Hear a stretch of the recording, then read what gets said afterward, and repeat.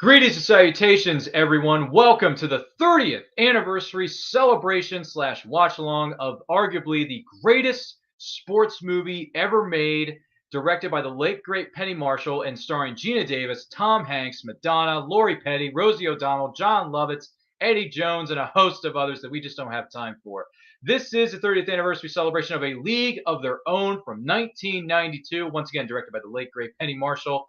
Tonight, in this very special presentation in this arena, as a promoter once said.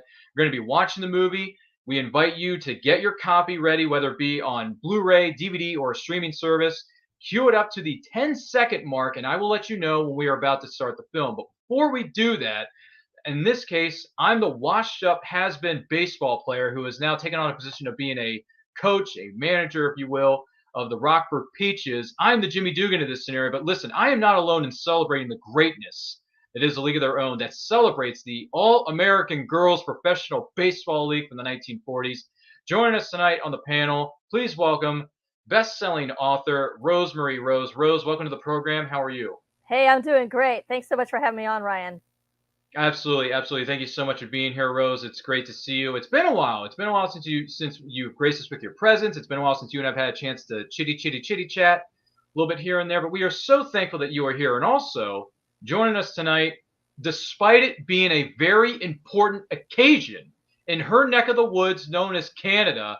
On Canada Day, now mind you, there are Canadians featured in this film that played baseball in the US of A. Please welcome our friend of the Great White North, a regular, a wonderful person, and a human being. Please welcome Willow Schuyler. Willow, welcome to the program. How are you? Hey, everyone. How are you Yes, doing? I'm good. What's the definition of a Canadian? Yes. Wow. Yep. That is awesome. That is amazing. I love the outfit that you are wearing for tonight's festivities. I just got a 3/4 inch sleeve baseball wannabe shirt that has nerd culture plastered all over Oh, it. nice. I got my 3/4 inch sleeves here. Yeah, I'm ready to play some baseball. Maybe. I don't know. Maybe I can throw a few pitches out there. But anyway, thank you both so much for being here. Now, once again, we are going to be watching this movie. We're going to be commentating and sharing our thoughts and memories of this movie as it goes on.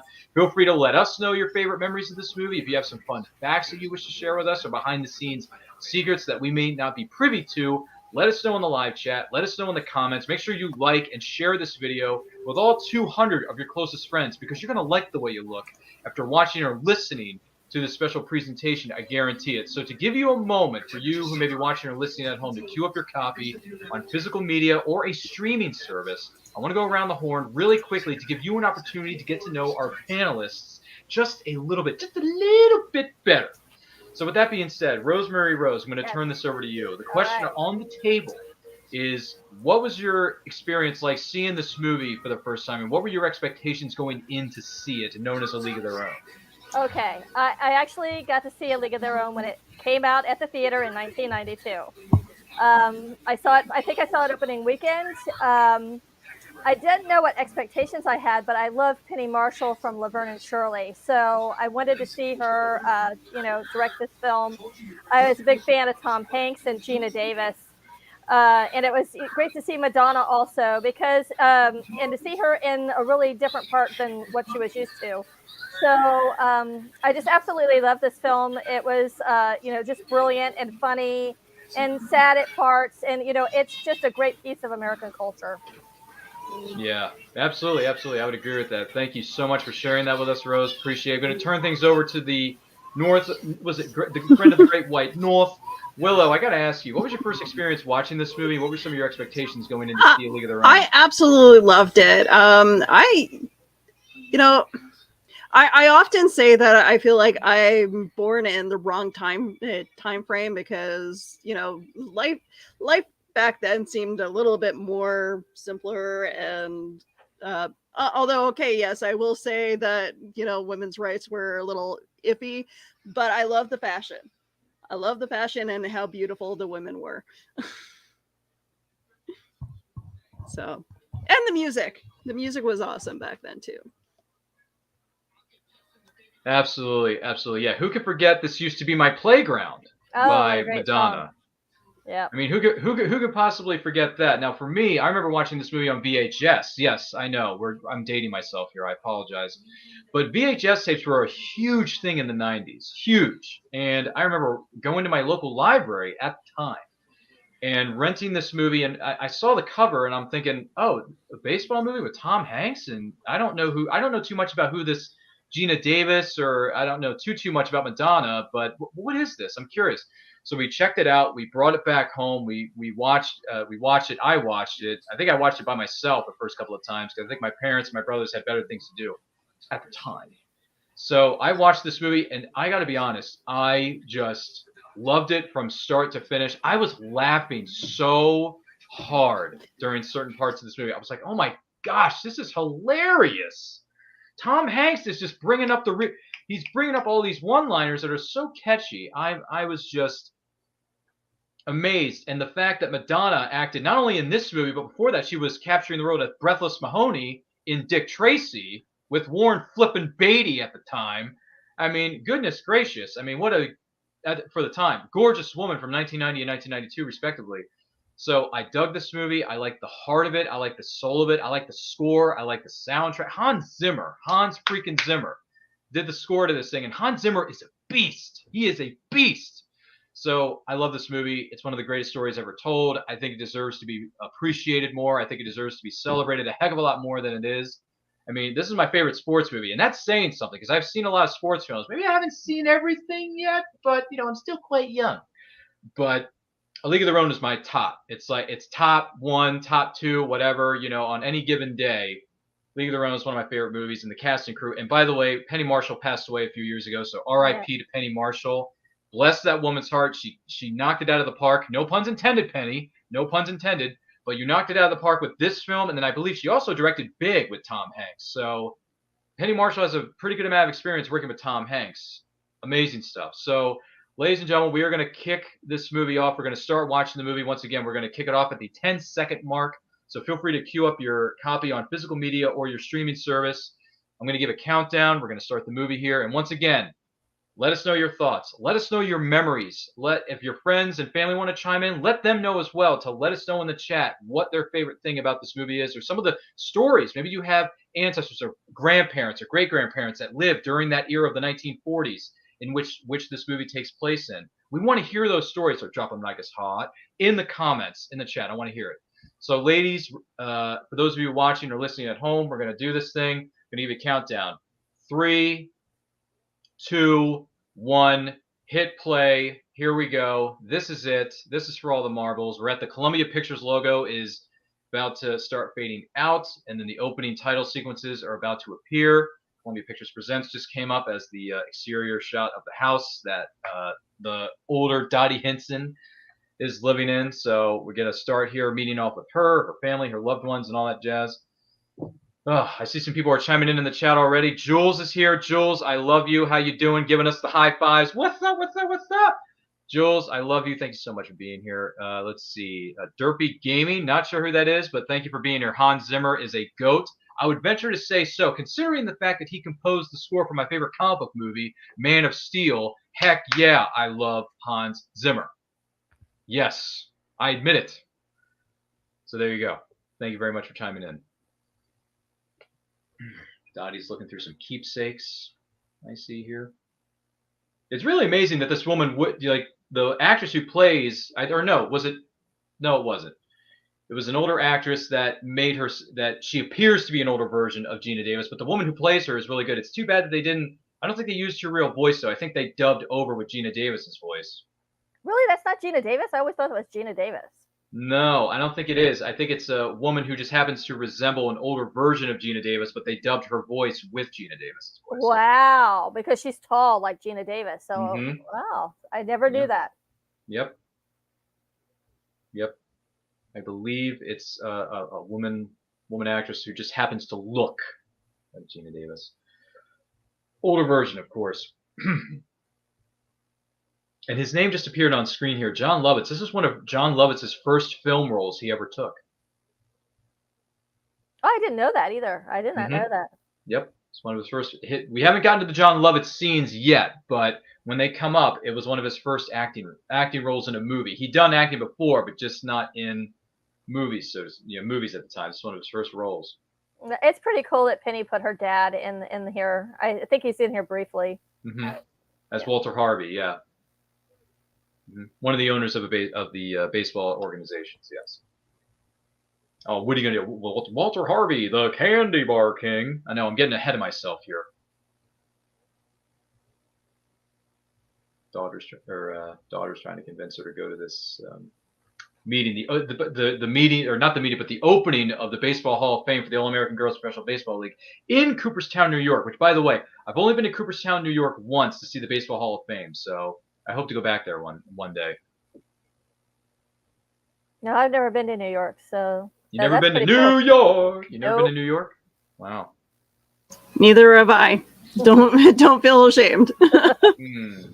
Man, you got some traveling itineraries to put together there, Willow Rose. I never get to leave the state. I'm stuck the here. Sunshine State has got you hooked, right? Every time you think you're out, they pull me back in. You know? Well, Willow, if you ever get a chance to come to America and go to Cooperstown, New York, you should visit the Baseball Hall of Fame. You may get a kick out of it. We'll see. Possibly. You never know. Good songs here, too, to open the movie. Good music.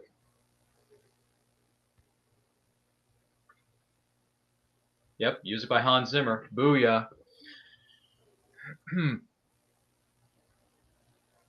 Yeah. I remember our family having a station wagon. Yeah, when I was growing up, we had station wagons. Oh, I love station wagons. They're so cool.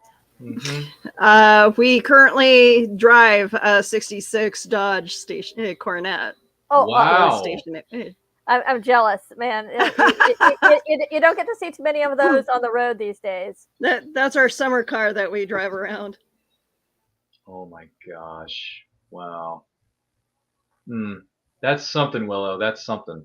Always learning something new about our panelists during the course of these shows. I've talked about my Coronet before. But it's been a while, so I probably forgot about it. You know me, my memory is not so good. My memory is terrible. I can remember movie scripts, but I can't remember the last time Willow came up to me and said, "Hey, Ryan, you want to hear about my station wagon? It's a 1966. No, I don't remember that, Willow. I'm sorry. I don't think you even mentioned that during our Spider-Man watch-along a couple weeks ago. Probably not. No. The thing you did the last time you and I saw each other during a live stream of this magnitude was when you kept showing your Spider-Man phone. Yeah, it's true, Rose. She has a Spider-Man phone. Sadly, I have nothing for this movie to show off.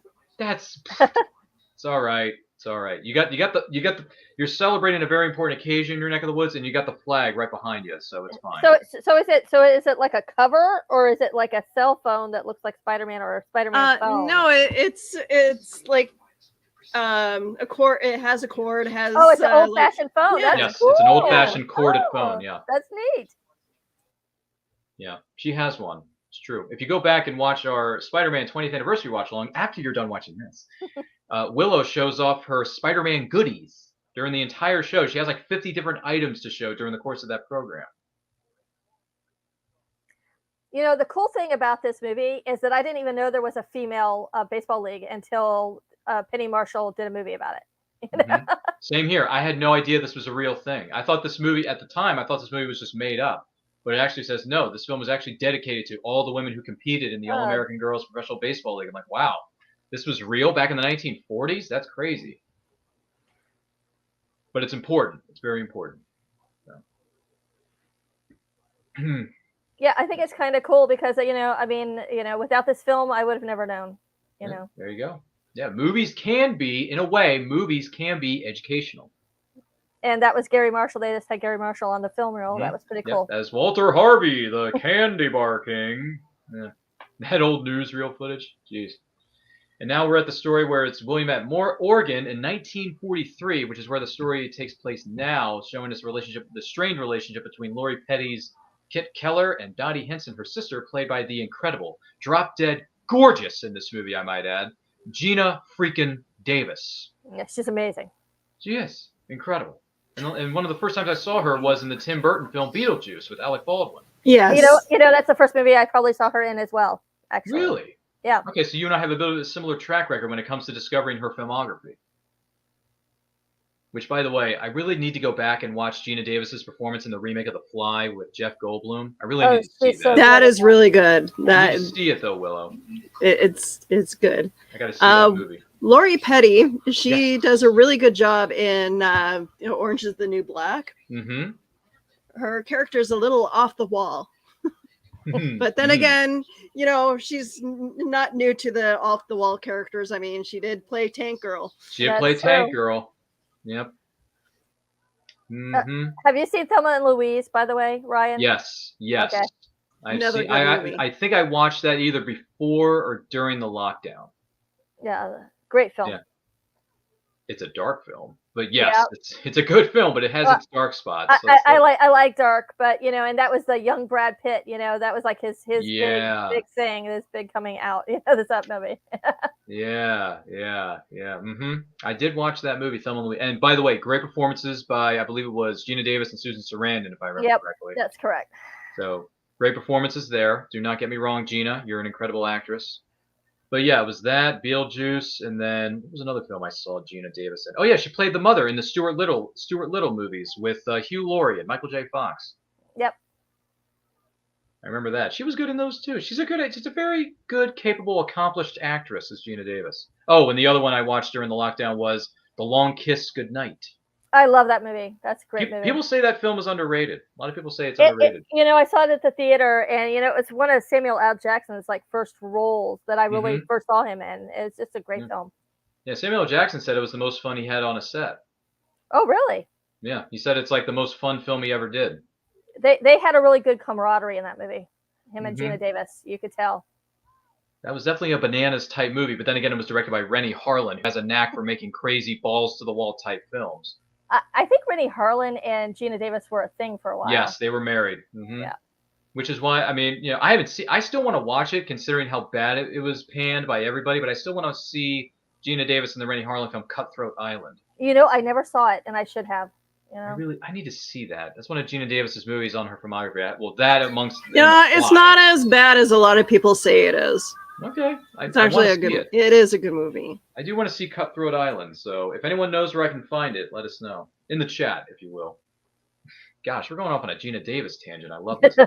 So it's and yeah, because we're focusing on their two characters right now in the movie. That's just the point. We're about the 10-minute mark of this movie, known as A League of Their Own from 1992. Thank you for joining us. If you're just joining us, feel free to queue up your copy on a physical media or streaming service. Join us, watch the movie, let us know your thoughts and feelings in the comments below. Make sure you share this video with all 300 of your closest friends. You're going to like the way you look after watching or listening to this presentation.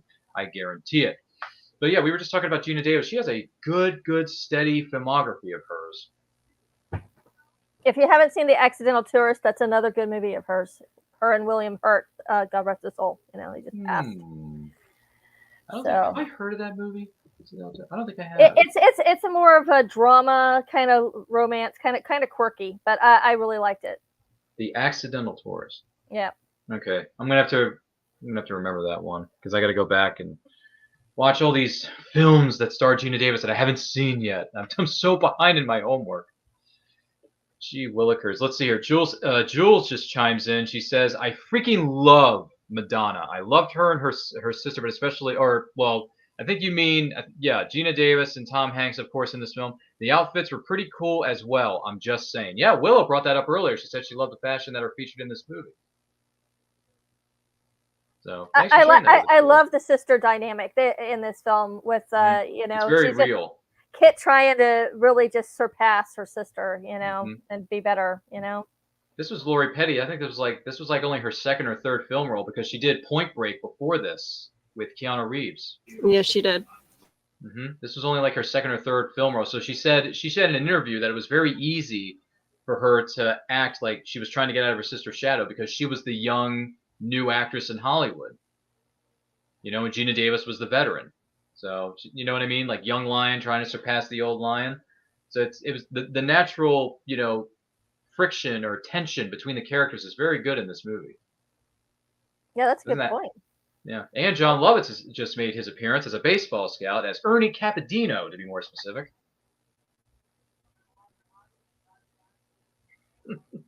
Talking about milking the cows.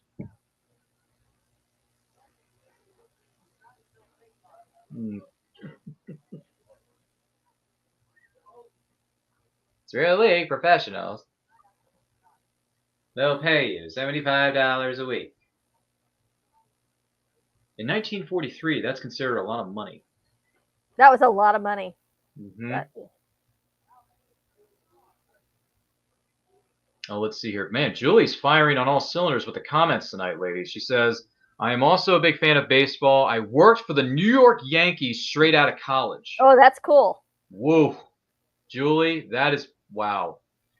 And she also says, I love the character of Kit Keller. You know, funny you should say that, Jules, because I actually had the pleasure of meeting Lori Petty at a Comic-Con a couple years ago. Had her sign my League of Their Own Blu-ray, and she says, to Ryan, number 23, Kit Keller, love Lori Petty. I'm like, boom, money. So, and we got a picture together as well. You can find those pictures on my Instagram, at RyanRPM5. That's awesome. Yeah, feel free to go back and look at those photos. We got some. She actually took my phone. She says, "Hey, let me take the picture with us, okay? I'm pretty good at taking selfies." Oh, that's All right, really Lori, cool. sure, why not? And she did. She took like 5 or 6 selfies with me and her. So feel free to look that up on my Instagram or Facebook, however you go about following me on social media. Ooh, that wouldn't hurt. So long, milkmaids.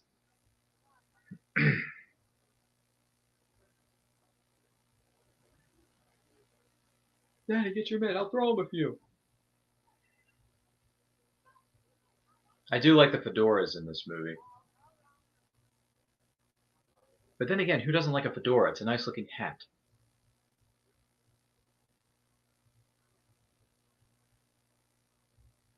By the way, Willow, is that your Canada Day cola that you're drinking? It came from the theater. She's like, yeah, we still got leftovers from the theater, bro. I still got a tub of popcorn sitting in the back seat. No, I'm a slow drinker. Oh, really? You take your time. Okay, Oh, yeah. That's fair. No, that's fair. It's fair. It's fair. You got any popcorn left over for the rest of us? No, unfortunately, I ate all that. I only got a small. You only got a small? You got the kid? What did you do? Get the kids' meal? Well, we do have a toy, so yeah, I guess. I guess so. Jeez. Does anyone else do that when you go to the theater? Do you just get like the kids' meal set of the bucket of popcorn so you can get those refills or something like that? Does that still work? I don't think about refills, but it's cheaper, you know, and Well, that's fair. just enough popcorn, and instead of having to throw out half a bucket when you leave. Yeah, that's fair. You got a good point there. That's no problem with that. Some Here people do that. We get free candy in it, so you know. Ooh, do you? Okay. Yeah. Well, that works. That works for anybody. You know, if you want to get the candy and the because so you can get your salt and sour, you know, salt and sweet. Yeah. That's a valid point, Rose. It's a very valid point. Goodness gracious. They should be putting it out on the big screen again. I agree with Julie about the 30th anniversary. They need to release it on the big screen. Oh, Julie says, are they doing anything to celebrate this anniversary? Sorry if you mentioned that already. Well, I mean, I watched an interview on YouTube.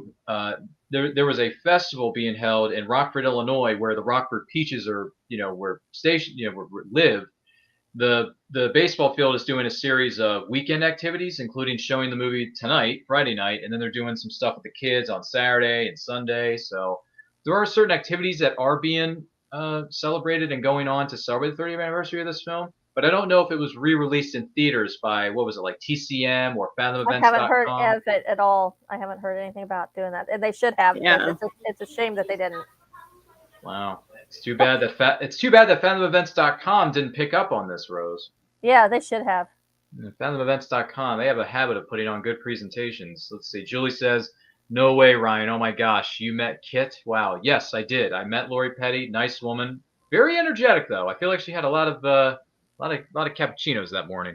But it's all good. She was trying to get through the day, just like any other celebrity would be if they had to sit at a table for 6 or 7 hours a day. So, hey, Lori Petty was great. She was a very nice woman. Let's see. Dale's here. He says, hello. Dale, good to see you. How are you, sir? Thank you for being here. once again, we're watching the movie, so if you want to queue up your copy, go right ahead.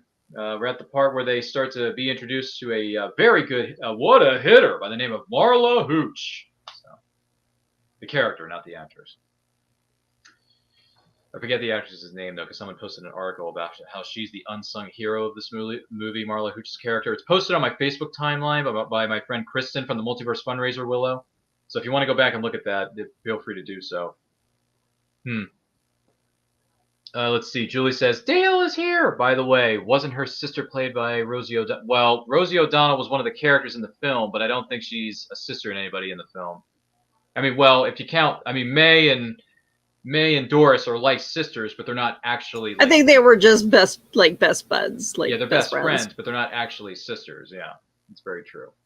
Dale says, I'm good. I'm good. Well, I'm happy to hear that, Dale. Thank you for being with us. Let's see. Julie says, I like the fedoras, or aren't they berets? No, they're not berets. They are very much fedoras there, Jules. No, they are not berets, Jules.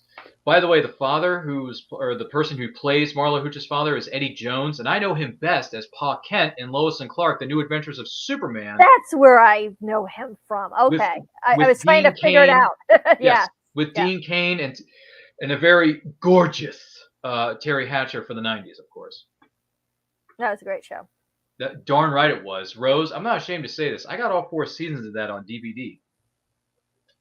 It was a shame it didn't last longer. It was a good show.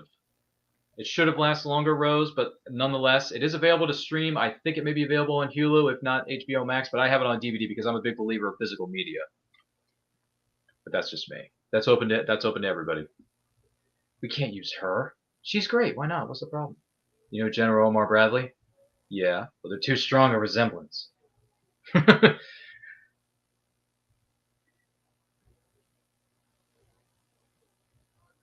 Well, look who just caught up. If it may seem like Ryan is sounding weird, it's just because I've seen this movie a billion times and I know pretty much every line in this movie. Hence the reason, in case anyone's wondering what I'm saying, I'm quoting directly from the film. And if you're wondering where we are in terms of the running time of the movie, sometimes when I utter the lines out loud, maybe you'll get an inclination as to where we are. But I will do a time check as we go throughout the course of tonight's festivities, so keep that in mind. But yeah, Eddie Jones, good actor, good guy. It's too bad he doesn't do. I'm not sure if Eddie Jones is still around or not. I'm not sure if he's alive or not. But if he is still alive, I wish he would do Comic-Cons. It'd be nice to meet him and have him sign my Lois and Clark DVDs, or this one. Doesn't matter.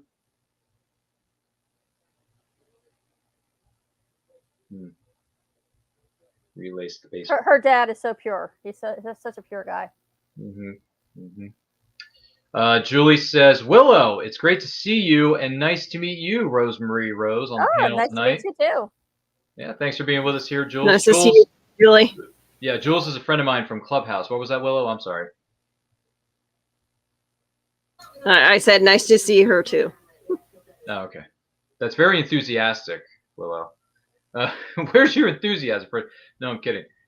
Dale says Madonna was in this movie. Yes, she was. And then before this, she was capturing the role as my new girl, Breathless Mahoney. Meet Dick Tracy, servant of the people, in the movie Dick Tracy of the same name, starring Warren Beatty. Which, by the way, I just did a rewatch of that about a week ago of Dick Tracy. Still a pretty good film. It's a fun movie.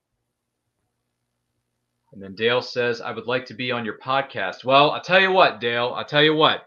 If you visit my Instagram or Twitter, there's a link tree there, and that's linked to my bio on my Instagram and Twitter accounts. And if you're interested in becoming a guest, there's a link for you to sign up. Or if you have questions before you want to be on the show, just to get the lay of the land, send me an email. There's an email link in my link tree on my Twitter and Instagram feed in my bio. Send me an email and I'll get back to you and let you know, how the show is and how it's run. But basically what we do is we have friendly conversations. Promote your projects. If you're a content creator, whether you're a writer, producer, director, an actor, actress, you've worked in film, television, radio, or you've written a book, or you're an independent publisher or an illustrator, that sort of stuff.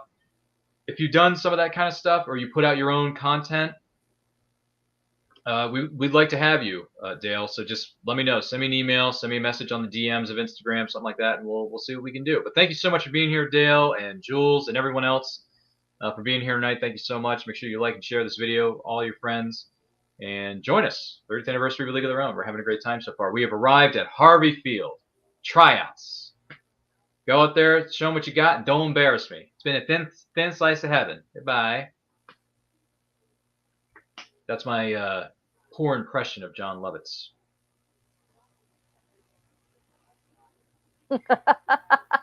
I know, right, Rose? Some of the things that come out of his mouth are just so... The little ones wouldn't get it, but the adults get it. I hate when they get attached to me like that. Got the Three Musketeers here with Donnie Henson, Kit Keller, and Marla Hooch arriving on the field. A lot of talented ball players there. And here we have our first appearance of Rosie O'Donnell and the one and only singer herself, Madonna, as the character of May Mortavito. Oh, I'm sorry, Rose. What were you saying? I just said it was cool. Oh, okay. Sorry, I didn't want to cut you off there.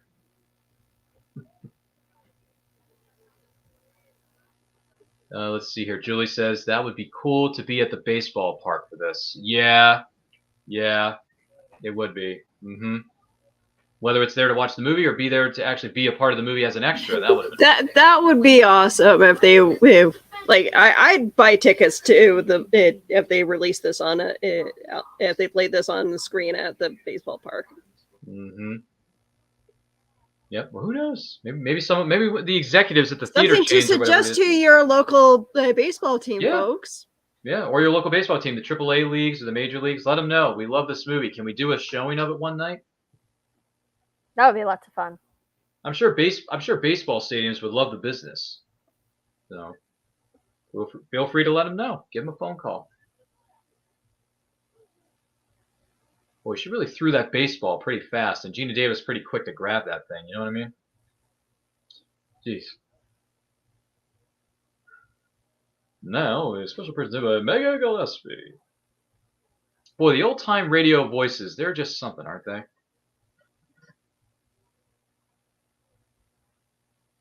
This is how people got their news. This is how people got their entertainment at the time in the 1940s through this giant thing known as a radio player. Over dramatic, over sensualized radio. I love it. I would love to go back to that day. You mean if you had a DeLorean time machine and go back in time? Man, you know what? I think we all should just do a radio show one day. I mean, there are scripts that we can probably find online and do a reading of. I mean, I'm sure there's some royalty-free ones or ones that are not. What do you call them? Like in the public domain, Rose? There's got to be something like absolutely. There's got to be. It's got to be in the public domain, a lot of them now. I would agree. I as a kid, I used to buy the cassette tapes of some of these old radio shows, from the 1940s. Well, that's cool.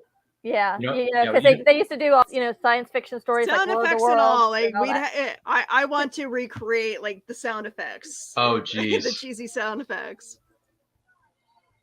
Well, I mean, I went to a convention a couple years ago before this little thing called the lockdown happened, and it's called the Mid-Atlantic Nostalgia Convention, which is held here in my neck of the woods in Maryland, to be more specific, Hunt Valley, Maryland, to be even more specific.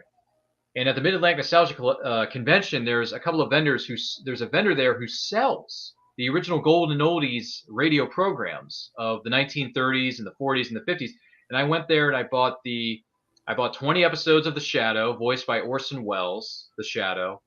I also got Sam Spade, the detective stories of Sam Spade. And I also got the Humphrey Bogart and Lauren Bacall adventure series that they did. For radio, the golden age of radio. And I'm trying to think of what the other one was. I think that's it. But when I go back to the convention this year, since, the world is starting to, reopen, the convention is scheduled to be held in person again this year. When I go back and that vendor is there, which I'm hoping he is, by the way, when I go back to his booth, I want to get the radio dramas or the radio plays of Dick Tracy. I want to get the golden oldie of Dick Tracy. So there you go. He sells them on CD and MP3 files. So if anyone's interested in coming to the Mid-Atlantic Nostalgia Convention, September, I want to say the 15th or the 17th, 2022, at the Delta Marriott Hotel in Hunt Valley, Maryland, # always support your local shows. check them out online. Go to MidAtlanticNostalgiaConvention.com. Get your tickets. Treat yourself because the lineup this year is pretty darn good. They got some people from all kinds of shows from back in the day. So treat yourself. Get yourself some tickets. One of the gentlemen, the actors from, I believe, what was it, Good Times? If I'm saying that right. Is it J.J. Walker? I think it is. Yeah. Oh, I like him. Yeah. He'll be in the house. So please, by all means, join us. Take a trip. Why don't you? Get out of the state of Florida. Why don't you? I wish I could. You can. All you gotta do is just jump in the car and drive. It's not that much. Or you can fly. I'm sure there's plane tickets available to fly out of Florida Airport to BWI. Which, by the way, that's the airport that's in the state of Maryland, just to be more specific. You know, I didn't know that the actress who plays this character, known as Shirley Baker, was Joan Cusack. I didn't know it was. That doesn't look like her. I mean, someone said that it was. It was a member of the Cusack family. I don't think it's Joan, though. Oh, well, it's not Joan. It's definitely somebody who's a member. That's what I heard. If someone wants to Google that in the backstage area, I mean, I might be wrong, but I heard it was someone from the Cusack family playing Shirley Baker. I may be wrong. Sorry, it's Ann Cusack. Ann Cusack, thank you. All right, there you go. Ann Cusack plays Shirley Baker. Who'd have thunk? Let's see. Julie says, I gotcha. I guess she's referring to something we spoke about earlier. And then she also says, Julie says, nerds rock. Yeah, we do, Jules. Thank you. Thank you so much. So this actor is Don Davis, who is now departed from this world, but he's a great character actor. Oh, really? Mm-hmm. He was the manager of the Racine team? Yeah. Oh, wow. Wow. That's something, isn't it? He did a good job in this movie. I liked his role. Yeah, he was he was the colonel in Twin Peaks, and he was I believe he was also in the X-Files too. Ah, the X-Files. That's where the truth is out there, right? Yeah. I also Stargate. See, that's where he was majorly known from. You know, I still have. You know, I got 2 box sets over here on my desk called Stargate Atlantis and Stargate Universe that I haven't watched yet. Did you see the original Stargate? Bits and pieces. I didn't really see it. No, I love that series. And I love Stargate Atlantis. Stargate Universe was pretty good. It was too bad they canceled it way too early. Really early. It was only 40 episodes, as it says on my box set. Over here on my desk, Rose, they're still sitting here, and I haven't watched Stargate Atlantis or Stargate Universe yet, and it kills me because I like some of the character actors in those shows, and I want to see the shows really bad because I like the premise. So I just haven't seen it yet. I'm sorry. It's sitting over here, though. It's right over there. This is funny. Oh, there are some funny lines in this sequence. I mean, goodness gracious. Just to give everyone a chance to catch up, we are at the 30-minute mark of A League of Their Own from 1992. This is where the women go to a beauty school to be taught how to behave like a lady. And they're being taught how to sip, don't slip, by the teacher in the scene. And it gets even funnier as they go along. So, 30th anniversary. If you're just joining us, thank you so much for being here. Make sure you like, share this video with all 400 of your closest friends. Chime in, queue up your copy on a streaming service or physical media. Watch the movie with us. Share your favorite memories or fun facts in the live chat in the comment section below. Whether you're watching this live or on the replay, thank you so much for being here. Appreciate you all being here. Legs always together, a lady reveals nothing. So good, isn't it? The eyebrows thin and separate. There should be 2. Very nice. Very nice. Lovely. What do you suggest? A lot of night games. I can't help it. Did you hear what she said, though? A lot of night games. Let me show you the ground, Jimmy. Jimmy Dugan. By the way, in order to get in shape for this role, director Penny Marshall specifically told Tom Hanks, I want you to gain a serious amount of weight for this role. So she let Tom go to the local Dairy Queen and other fast food establishments, and he just gorged himself with a lot of ice cream, a lot of yogurt and whatever, and other foods to gain weight to play the role of Jimmy Dugan. Fun fact.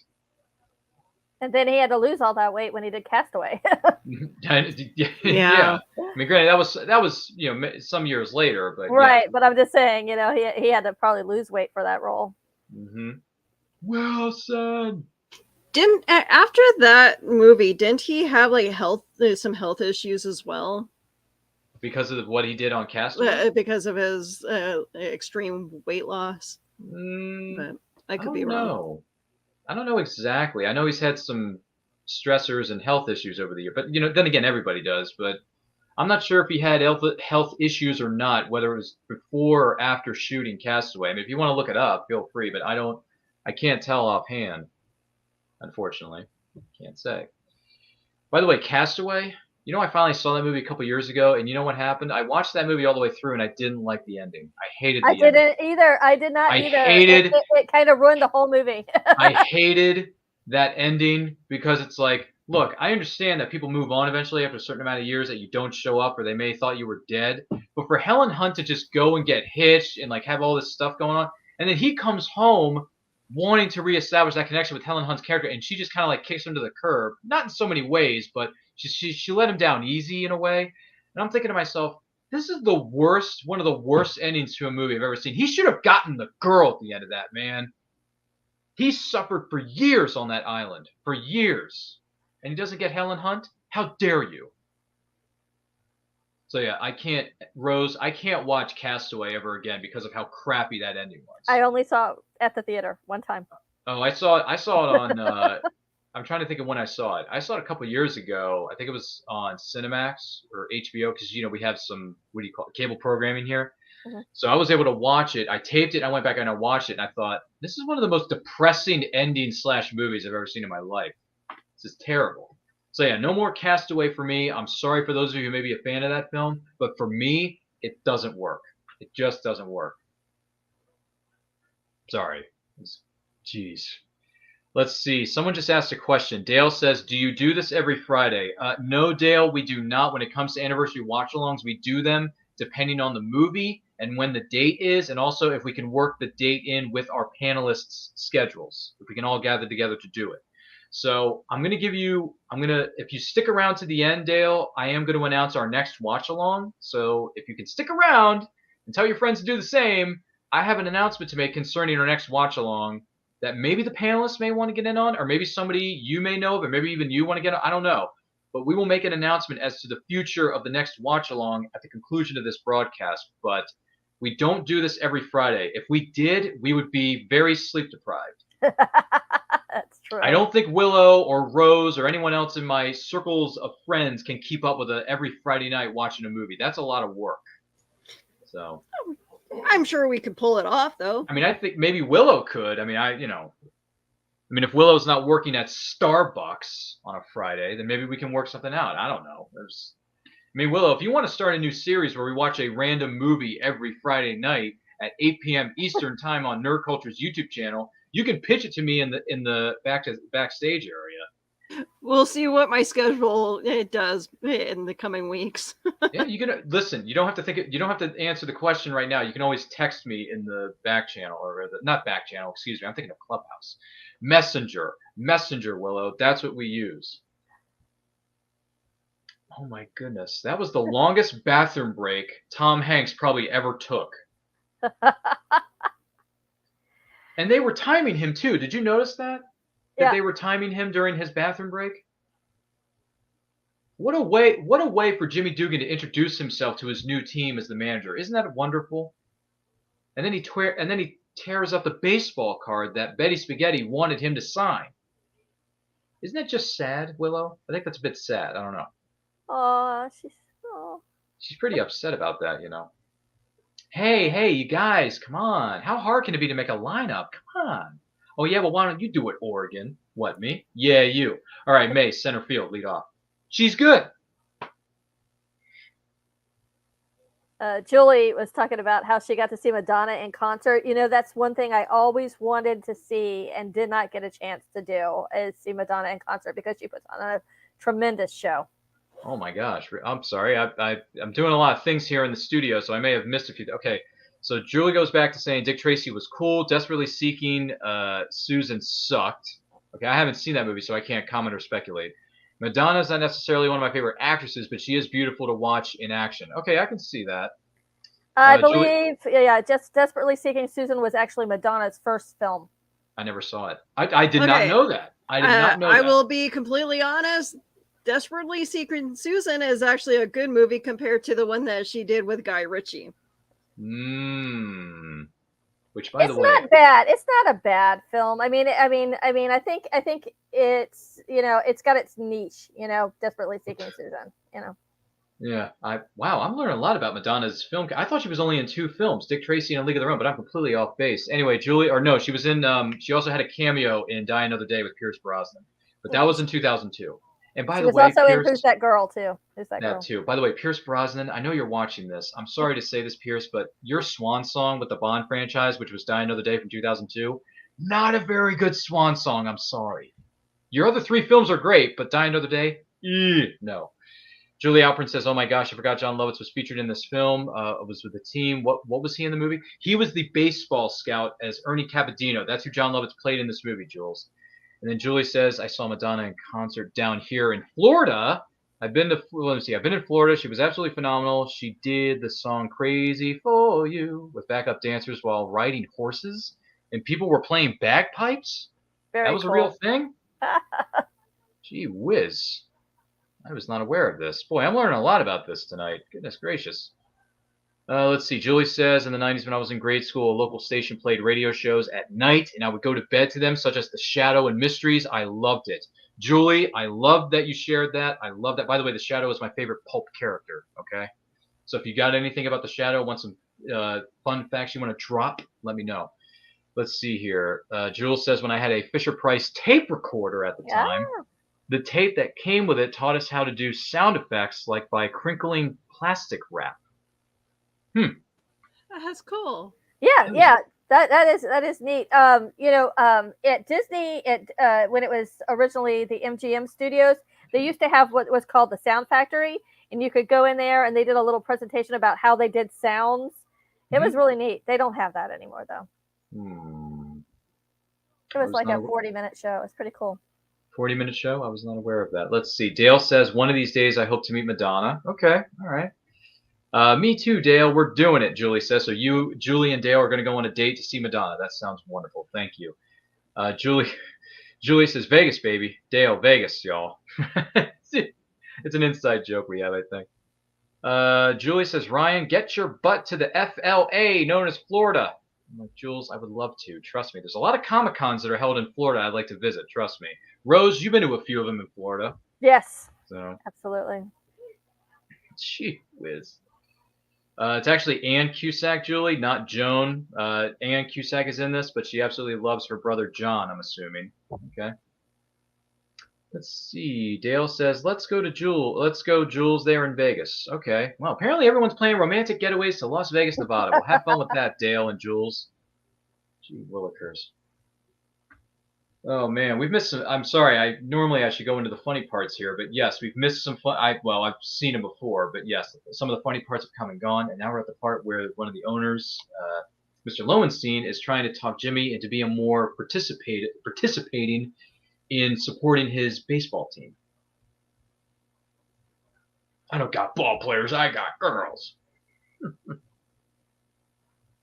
he's trying to get paid a little extra money.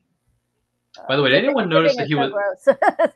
By the way, did anyone notice that Tom Hanks was muttering under his breath when he took his hat off and showed it to the crowd? Did anyone notice that? No? Am I the only one that did? Okay. Remember, he's smiling and then he says, "BS, you can all kiss my ass." That's right. Yeah, that's right. Very good. See, did you hear what they say, Willow? They come from north, east, south, and west, and even Canada. Did you hear that? I'm telling you, there are Canadian players featured in this baseball league. Ellis, Skeeter Gaspers is laying out a triple. There's no reason to let your nose get shiny. Helen Haley is an All-American. She's also an accomplished coffee maker. We're watching the newsreel footage of them doing a mini documentary on the All-American Girls Professional Baseball League as it's currently going on in 1943. That is Tracy Reiner, the daughter of Rob Reiner, I should say, as Betty Spaghetti. Ellen Sue Gotlander is a former Miss Georgia. Yow. By the way, that woman who plays Ellen Sue Gotlander, drop dead gorgeous in this movie. I'm not going to lie.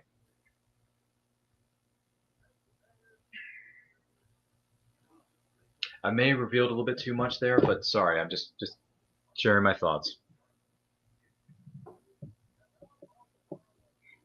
I know, right? Yeah, no close-ups. No close-ups. They're like, how about Marlo Hooch? What a hitter! Goodness gracious. And we see the Rockford Peaches have just won themselves another game. With the great pitching done by Kit Keller, played by Lori Petty. Come back next game, will ya? Oh, gee willikers. Let's see, what am I missing here? Just checking on a few things, as sometimes that I do that. I play right field. For us. He's...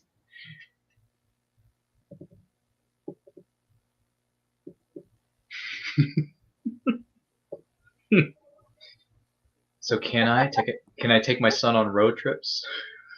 I should just take him with me and shut up about it. So can I take my son on road trips? Gosh. Tom Hanks. He just stares. I know, he just stares off into the distance with no clue as to what's going on. He's like, ball players. He's the sweetest little guy. Everybody's just going to love him. Isn't that right, Rose? Not so much. Not so much.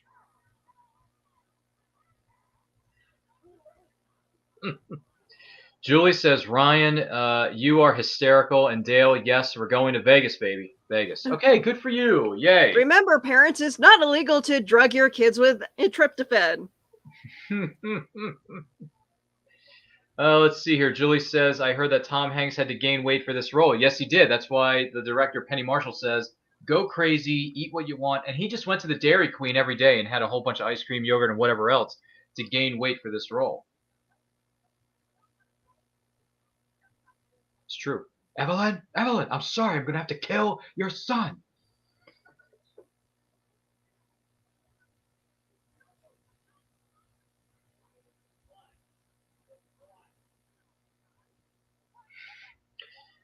And apparently his weakness is chocolate bars, Rose. I'm sorry. I seem like a very bad parent over here. I don't have any children, but I would totally tie up that child and put him in the luggage hold. Does anyone else feel that way? Let us know in the comments section down below of this very video that you may be watching or even listening to in the background. I think everybody has had an encounter with a Stillwell in their life. You know, Stillwell Angel. Mm-hmm. You want to come with us? Well, where are you going? Roadhouse called the Suds Bucket. Come on, Dottie. You're not on the farm anymore. Live a little bit.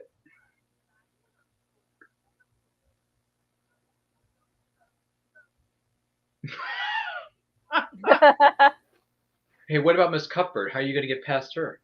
Well, May's going to poison her dinner. What? By the way, I will say this. This line's about to come up here in just a moment, but I do want to say something. Doesn't this woman remind you of maybe an actress who may have portrayed the Wicked Witch of the East? Yeah, I was just thinking about that. Or the Wicked Witch of the... Is it the East or the West? It's the West, yeah. It's the West. Sorry, thank you. Does anyone think that she reminds you of that actress? Yes. Yep, she does. Margaret Hamilton. Oh, thank you. Yes, I was trying to think of the person's name, but I couldn't think of it offhand. And you know what I did recently, Rose? I rewatched a majority of The Wizard of Oz because it would have been Judy Garland's centennial this year. Wow. She would have been 100 years of age for Judy Garland. By the way, rest in peace to the late, great Judy Garland. Gone way too soon. Way too soon, I might add. So talented. Yep. Yeah. So her centennial is this year, and I went back to the streaming service known as HBO Max, and they have a number of her films on there, which just so happens to feature The Wizard of Oz, right? So I went back and I rewatched it, and I was like, oh my gosh, this woman is so freaking talented. Talented. And she would have been 100 years old this year, so happy centennial to the late, great Judy Garland. And both her daughters are still alive, so that's pretty cool. Yes, and I believe they're doing a pretty good job of keeping her mother's legacy alive, so bless those women's hearts. Good on you, by the way. By the way, real quick, I know this is off topic, and I apologize if it is. Does anyone have a favorite Judy Garland film that's not The Wizard of Oz? Meet Me in St. Louis. Not. Go ahead. Well, Rose Mimi in just St. Louis, yeah. yeah, Mimi in St. Louis, yeah. Mm-hmm. I'm not versed in any of her movies, so I can't Really, say. you've never seen The Wizard of Oz? I have lots of times, but it's her other films that I haven't seen. Yeah, same here. I've only grown up on one film. I haven't seen any of. It's a sad thing about my life, Rose. I have not seen enough Judy Garland films in my life, but I do know there's a handful of them available for you to stream on HBO Max if you have access to it. Do they have the Andy Hardy films where she was with Mickey Rooney? They had on HBO Max. They have one of them, but the rest of them are just Judy Garland-centric films, such as Mimi in St. Louis and The Wizard of Oz. Oh. So if you want to go back and watch Mimi in St. Louis, that is on HBO Max because I saw it when I was looking up The Wizard of Oz. So Yeah, I love the trolley song. The trolley song is so awesome. Yes, I've heard it is. And by the way, there's 5 Judy Garland films that you can stream on HBO Max in case anyone's wondering. By the way, the music in this scene, really good dancing music. At the Suds Bucket. Really good dancing, too. Mae Mortabito is having her way on the dance floor. Anyone noticing that? I am. Gee whiz. Yeah, She I was like a dan- Madonna with the brunette hair, you know. Yeah. Yeah, it's a good so look. do I. It's a good look. It's a good look for her. What was that, Willow? I'm sorry. I liked her with the brunette hair as well. Really, you prefer that to the blonde? Okay. I do. I don't know, just with her doing the blonde thing, I know that she ripped off Marilyn Monroe. Paid homage to. Yeah. I don't think she ripped Sorry. it off, but she did pay homage to Marilyn Monroe for the time. With Material Girl, yeah. Oh, Material Girl, yeah. Mm-hmm. Yep. Yep. That I do remember about Madonna. I don't remember a whole lot of things about her, but that's one of the God. It's one of the few things I remember about Madonna. I know my life is pathetic. Let's see here. Goodness gracious. What was the question, Julie? You had a question earlier. Where was it? Here it is. It might have been when he lost weight for the movie Philadelphia. Well, Philadelphia came out the year after this. So I think he did get sick from losing all that weight for Philadelphia. I think I remember hearing that. Good point, Rose. By the way, Philadelphia, another great Tom Hanks film. And Denzel Washington, I might add. If you haven't seen Philadelphia, look it up. What's your Hearst shell, buddy? Why don't you slip in the back seat and make a man out of me? What do you say if I smack you around for a while? Can't we do both? That kid had a lot of moxie. That kid had a lot of moxie in that car. Did anyone notice that? That was something, wasn't it? Goodness gracious. Jules chimes in with saying, I never saw the ending of the film known as Castaway because I couldn't bear to watch it, but that really sucks. I'm glad I didn't waste my time. Yeah, don't waste your time with Castaway. It's a sad, depressing movie with a horrible ending. If I saw was that a Spielberg film? No, it was Zemeckis, Robert Zemeckis. Yeah. So if I saw Robert Zemeckis in person right now, I would tell him, dude, you should have rewritten that ending. Rewritten the ending. There was a comedy skit that kind of helped the ending a little bit. Really? Where they got the person to open the box, and inside it was a phone. Oh, so they can like satellite phone. Okay. Yeah. So you can call for help on the other side of the island. Thank you. Gee willikers, I was not aware of that. If someone can send that to me in the backstage area, that'd be great. I don't know. Anyway, let's see here. Julie says the next movie we should all watch together is the movie called Can't Buy Me Love. I actually saw that when it was in the theater. That was a cute movie. Is it still good? Does it hold up? It's been a long time. It's been a hot minute. All right. Michelle's here. She says, hello, Ryan. Where can I watch this movie? Well, streaming service-wise, Michelle, A League of Their Own is available on Amazon Prime Video, if I'm saying that right. And it's also available on iTunes and Vudu. So you have access. I am watching it through Prime right now. Or Prime, thank you. For free. Oh, nice. So if you have Amazon Prime or Amazon Prime Video there, Michelle, you can tune in and watch the movie with us. We are at the, let's see here. At the 51-minute, 30-second mark of the movie of A League of Their Own. So if you want to chime in, if you want to queue up your copy on a streaming service or physical media, that's where we are in the movie. It is available on Amazon Prime Video.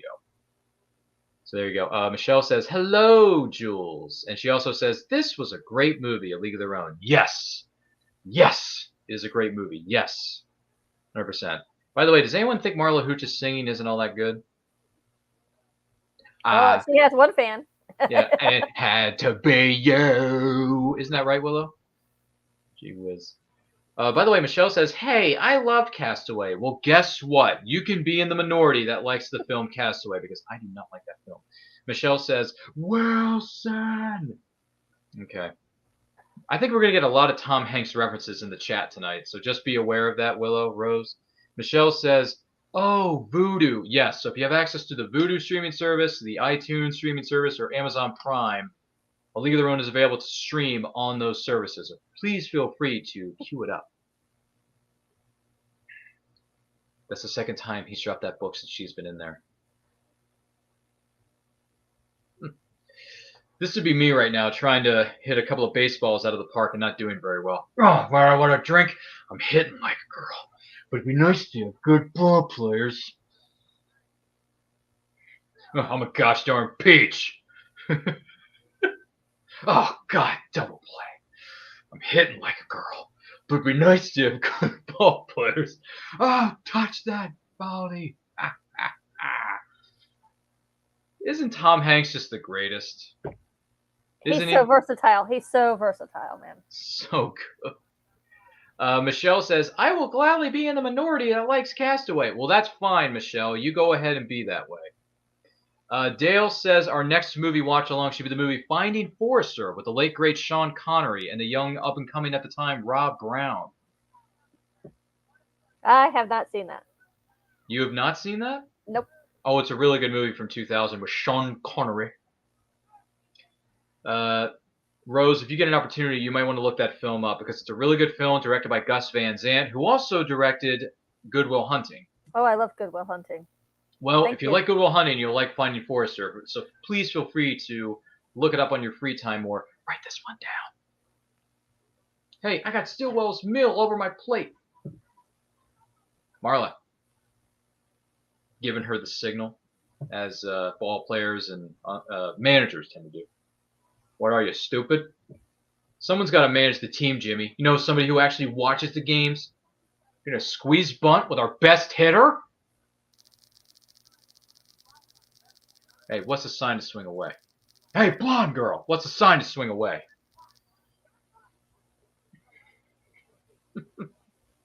Time. It's a little bit of battle of wits here between Jimmy Dugan and Dottie Hinson that we're about to see. She keeps going up into the plate. Anyone noticing the signals?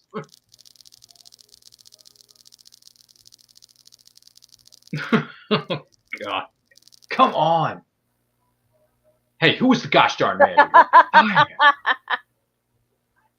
By the way, what does that mean when somebody calls you a big lush? I don't even know what that means. It means an alcoholic. Oh. You know, all these years, Rose, I never knew what that meant. I never knew what that meant. Whoa. That's why Google is your friend. It is, isn't it?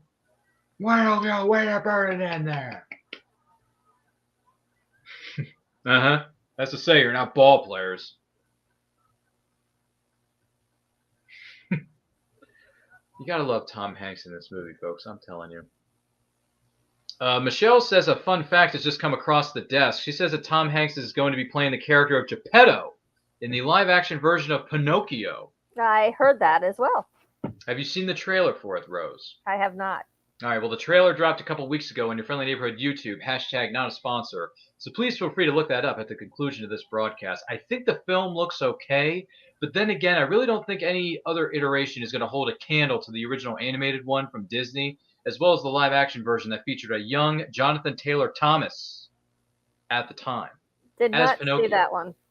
Well, he was Pinocchio in Jonathan Taylor Thomas's version from 1990. I want to say it was 96 there, Willow. I might be wrong. I'm not sure. But I don't. I may have blanked that movie out. Well, fun fact, it did happen, Willow. It did happen.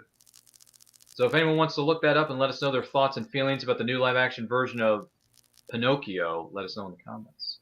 Michelle says that Pinocchio is coming this September to Disney Plus. Okay. There you go. By the way, Disney Plus, hashtag not a sponsor. Dale says Busta Rhymes is in this. Well, he's not in this movie, but Busta Rhymes is featured in the movie Finding Forrester as the older brother to Rob Brown's character. Yes, Busta Rhymes is in that movie, Finding Forrester, not A League of Their Own. Let's see. Michelle says, yes, I can't wait for Pinocchio. Well, good for you, Michelle. We hope you enjoy it this September. She says, this one will be epic. And she also says, I didn't like the last iteration of Pinocchio. Wasn't the last version of Pinocchio, was it? I can't remember. Was it animated or live action? There's been a couple of animated ones that came out. One that's particularly horrible, and I forget the name of the actor who voiced him. He's a comedian. I can't remember his name off the top of my head right now. It wasn't John Oliver, was it? No. Or was it John Oliver? No. It was somebody else. I can't remember. If anyone else knows, let us know, even though that's completely off topic. But hey, listen, we've gone off topic how many times now? About 3 or 4 times. So. Well, I mean, it's it's all organic. All movies. Movie, Oh, here comes the iconic line, ladies and gentlemen. The most iconic line in this movie is coming up. This is one of the greatest, most pivotal scenes in the movie. Which team do you play for? Well, I was just wondering, because I couldn't figure out why you would throw home when we got a 2-run lead. You let the tie run get on second, and we lost the lead because of you.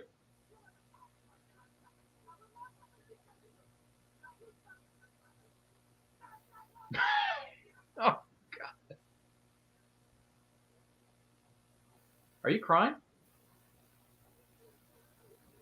Are you crying? Are you crying?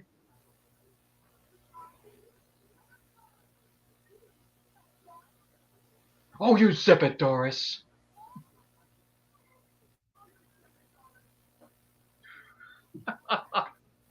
Oh, we're at the iconic line where there is no crying in baseball. For those of you who may be wondering, what on earth are we watching? Well, we're watching arguably the greatest sports movie ever made, A League of Their Own, for its 30th anniversary. It came out on this very day in 1992. So we're at the most iconic part of the movie where there is no crying in baseball, Willow. So feel free to like, share, comment. Let us know your thoughts in the chat below or in the comment section, either during the live portion or the replay of this presentation. Make sure you like and share this video with all 600 of your closest friends. You're going to like the way you look after watching or listening to the special presentation of A League of Their Own, I guarantee it. We are joined by excellent panelist Rosemary Rose, a best-selling writer, as well as podcaster who does 1 million podcasts a week, and she still makes time for Starbucks. Our friend from the Great White North of Canada, Willow Schuyler, is in the building tonight. On of all days, she's here on Canada Day.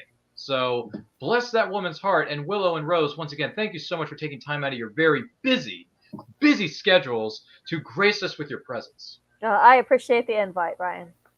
Yeah. I mean, I was Jimmy Dugan. I needed a Dottie Henson and maybe a May Morabito or whoever else to round out my roster. So I found 2 incredible superstars in the forms of Rosemary Rose and Willow Schuyler. So you can't lose. So I'm just saying. By the way, it's David Strathairn here who plays Mr. Lowenstein. Really veteran character actor. Really well known. He was in a short-lived TV series that came out in the 2010s, early 2010s, I want to say, known as Alphas, where he played like a Professor Xavier type character. Alphas was a really good, underrated sci-fi series on the Sci-Fi Channel. If no one remembers that, go back and watch it because Alphas is a really good show. It only lasted 2 seasons because the idiot executives canceled it when it was really coming into its own. So feel free to check out David Strathairn's filmography because he's done a lot of great things, including the Bourne franchise as well as Alphas. And anything else he might have been in. I'm sorry, I can't think of anything else offhand. Well, why? What's the matter? Well, May, we're not doing so well. The owners and the other runners, that they think we've made a mistake. They were talking about closing you down. What are you talking about closing what down? That was my poor attempt at an impression of Rosie O'Donnell's character. No profit, no product.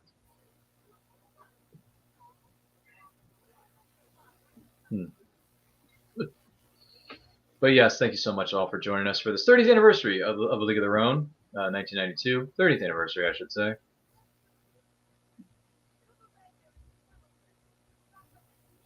I would have liked to have seen a little bit more dramatic performances from Madonna too in her acting career, because I really think if she had kept going the way she was going and get the acting coaches and everything else, She could have really turned in some really potential. I don't know if this would happen, but hypothetically, she could have potentially turned in award-winning performances if she had kept going. But that wasn't up to her because she did. Well, it wasn't up to me because she just kept going with the singing. Which, by the way, an accomplished singer, no doubt. So that guy there doing the announcing, that's David Lander, who played Squiggy on Laverne and Shirley, which was Penny Marshall's show. Whoa. Yeah, Penny Marshall's big show, which was her dad was the producer of.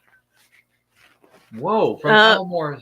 So to correct you, Ryan, on the whole Madonna dramatic award-winning roles, she did Evita.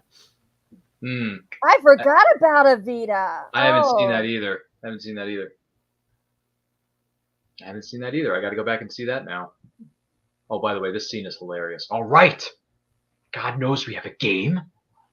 It's not like any of this helps, believe me. And then he turns around and crosses himself. It's so good. Oh. By the way, that was an amazing stunt that Gina Davis pulled off with the split legs of catching the ball. That is some incredible stunt. Not many people can do that. All right, girls. Dozens of people are waiting for the game to start. By the way, I wish I could have been there when they filmed this scene. Catch a foul, get a kiss by the very beautiful Ellen Sue Gottlander. I'm just saying. Wish I could have been there on set that day, fellas.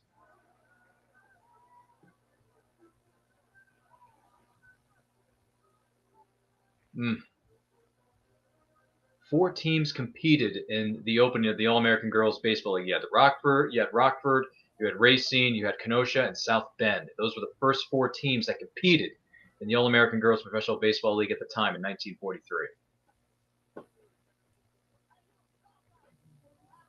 What was her name again? Beverly. Beverly. Good. So he can't even remember the names of his own ball players, Jimmy Dugan. That's how ridiculous he is. You see what I mean? Oh. What if I had a key moment in the game? Look at the reaction on Ellen Sue Gottlander's face.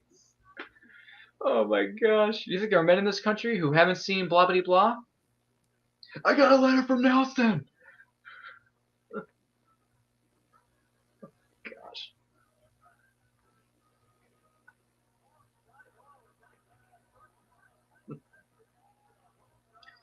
Some people are chiming in here. Michelle says, I love Rosie O'Donnell that was featured in this movie as well as the movie Now and Then. Now and Then. That is a coming of age movie, if I remember correctly. I think that movie featured Demi Moore as well. Now and Then. I might be wrong about that. You know what? It's vaguely familiar. I don't think I ever saw it. Yeah, I think I saw bits and pieces of it on TV one time, but I never finished it. Sorry to say. Let's see. Michelle says that was a great scene. Oh, there's no crying in baseball scene, or are you referring to another scene within the film, Michelle? If you could be a little bit more specific, that would be great. But then again, if you're talking about the scene where there's no crying in baseball, that's fine too. That's so sweet that she got married to that guy.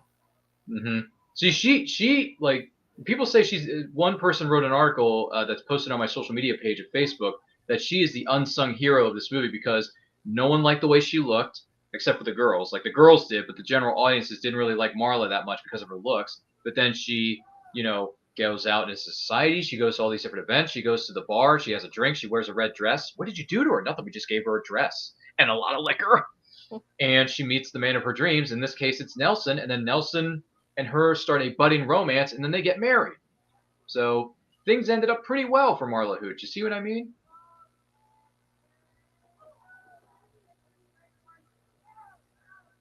And yes, during the making of this movie, there were a lot of injuries, cuts, and bruises because they wanted the actresses to be as legitimately baseball players as they could be. So they went through a lot of training and a lot of preparation before they started shooting this movie. So the actresses did their homework, and they put in a lot of training for this movie. And she caught a hot dog! Well, I believe it was... what was her name? Doris. Doris did, yes. That sounded good. Let's see. Michelle says yes, Demi Moore, and Tom Hanks' wife. Rita, is it Rita Wilson? Yeah. She was in the movie Now and Then. That's what Michelle is referring to. And Julie says, Michelle, my partner in crime is here. Yes, Jules and Michelle have a sister romance going on. So yes, that's what's going on. Julie says, yes, that Pinocchio movie sounds good with Tom Hanks. And then Michelle says, Jules. And then Michelle says, wash hands, wash hands, wash hands. I'm not sure what you're referring to, but okay.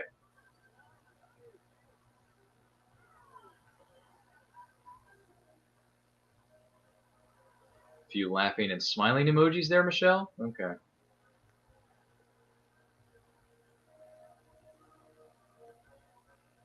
Good montage of the whole baseball scenarios.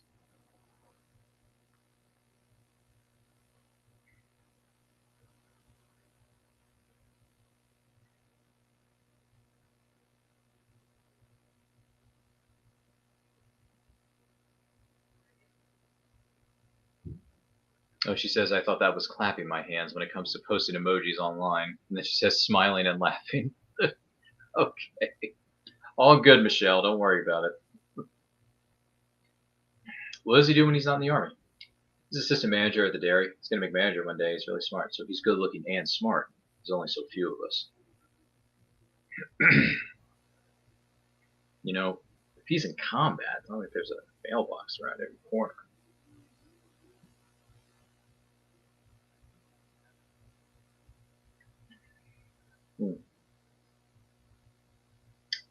Goodness gracious.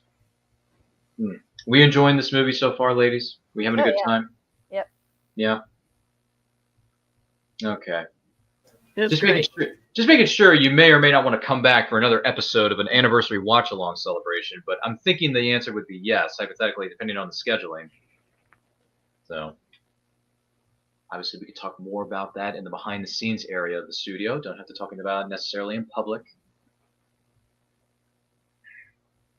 I will say this though, Madonna looks really good with this kind of hairdo.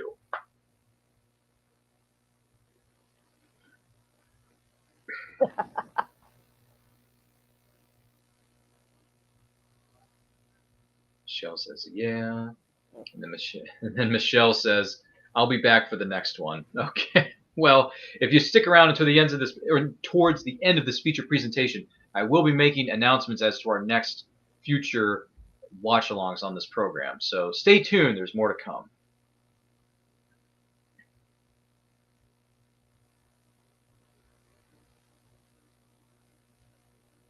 Yes, so fine. Michelle says, I want hair like theirs that are featured in this movie. Okay. I mean, you can always get a DeLorean, you know, and go back in time. Maybe that'll fix it. I don't know. There are tutorials all over YouTube that will teach you how to do the hairstyles. I mean, have you had your hair featured in that kind of style, Will, for your cosplay outfits? I've been trying to learn. I've taken part in a couple of the pinup pageants here, and yeah, I've been trying. You've been trying. Okay, that's fine. That's fair. We hope it goes well whenever you your next victory rolls are a pain in the ass, ladies. Lots of curling and teasing. Gee willikers. Let's see here. Oh my goodness, what is this? Michelle says, I always loved their hair that's featured in this movie for the time period. Yes. Kristen is here. She says, batter up. Hear that call? The time has come for one and all to play ball. There you go. Kristen, thank you so much for being here. It is good to see you. It's been a while since we've seen you here in the chat or chiming in our presentations. But thank you so much for being here. It's good to see you. Michelle says, oh, thank you, Willow, for the tips. So there you go. And then Michelle says, bring it on. Curlers and teasing. Or is it tasing, teasing? I can't remember. But there you go. Yeah. Mm-hmm. Also known as backcombing, if you hear that term. Oh, is that what that's from? Okay. Yeah. Well, more things we learn on these presentations.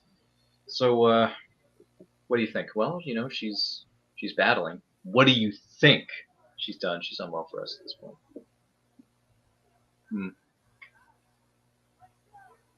Kit Keller is not very happy right now, considering she's just been taken out of the ball game. Look at all these people. This is great. They're hopping, they're running, they're cheering, and they pay to get in here.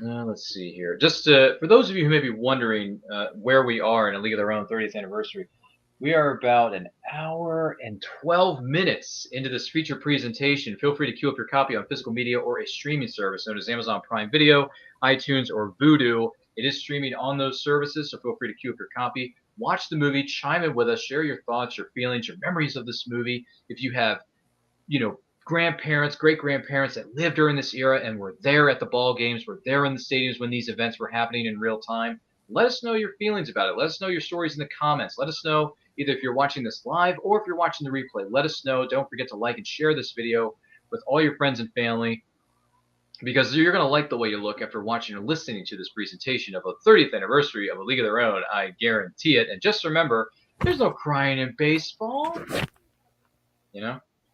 So there you go. Let's see here. Michelle says, Ryan, I've learned something new tonight. Hairstyles. Okay, Willow, this is all your Glad fault. to help. This is all Willow's fault. If something goes wrong, blame Willow. Send her a DM on Facebook. She accepts all kinds of messages. Let's see here. Kristen chimes in. She says, I was a 13-year-old softball player when this movie came out. I was desperate to see it, and I still love it today. That is amazing, Kristen. Thank you so much for sharing that with us. Wow, 13-year-old softball player when this film came out. My goodness gracious. I do think this movie was a big inspiration for females, young females in sports at the time. Mm-hmm. Very true. Because there's not a lot of female, sports films out there. Mm-hmm. No, sadly there isn't. And if there is any females in sports movies, they're usually the love interest or the background character. The woman from like the evil side. Side? You got the Bad News Bears, but when they had the female pitcher played by Tatum O'Neal, But I mean, other than that, I can't really think of a lot of sports movies with girls in a central role. That was Tatum O'Neal back then? Oh yeah, in the original Bad News Bears, yeah. Tatum O'Neal. Walter Matthau? Yeah, Get out of here. Yep, that's her. Huh. I was not aware of that. Also, another instance where this happened was the movie Little Giants. The female character became like the lead player on the football team. She was Icebox. Call me Becky. That happened. Does anyone remember Little Giants from back in the day? I did not see that. The 90s. Willow, do you remember Little Giants with Rick Moranis, Ed O'Neill? You remember that? Yep. Okay. Remember the annexation of Puerto Rico? The secret play that helped them win the football game? I believe that was the name of it. Annexation of Puerto Rico. Yeah, it was. Yeah. We're referring to a play in a football movie. We're not trying to say anything bad about any other places here, but still. Let's see. Michelle says, I said Ryan learned something new tonight. Ha ha ha. You learned about hairstyles. Yeah, thanks, Michelle. Appreciate that. Michelle just loves to throw me under the bus, don't you, Michelle? Don't know if we could be friends later tonight after this. I don't know. I have to text you about it. Later. Let's see here. Krista Marie says, I can only think of the Billie Jean King movie and the Mariel Hemingway movie about track. Oh, right. Personal Best, I think, was the name of that one. Well, the Billie Jean King one was Battle of the Sexes. Yeah, I was thinking of the Mariel Hemingway film. Yeah, but which is the Mariel Hemingway? I don't remember that one. Personal Best, I think. Ooh, I haven't seen that. Is it any good? It's been a long, long time since I've seen it. If anyone knows if there's a streaming service running that, let me know in the chat. Michelle says, I vaguely remember the movies you are discussing, and then she also mentions, what about Mighty Ducks? Yes, Mighty Ducks had female players on it. You had Connie Moreau. You had Julie the Cat Gaffney. She won the state championship for Maine 5 years in a row. It's very true. And then Michelle, whoop, I'm missing all the comments here. They're flowing by pretty quickly. Michelle says, oh, I love you, Ryan. Well, thanks, Michelle. Appreciate you. I appreciate you. Let's see. Krista Marie says, yes, the Mariel Hemingway film is Personal Best. I just couldn't remember the name at the moment. Okay. Well, there you go. Personal Best. Thank you. Good stuff. A lot of drama being played out in the locker room between Kit Keller and Dottie Henson.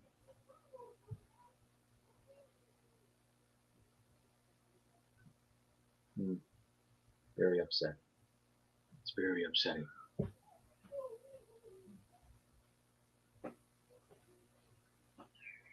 Well, Dottie, there you are. You weren't on the bus. Can I speak to you for a minute?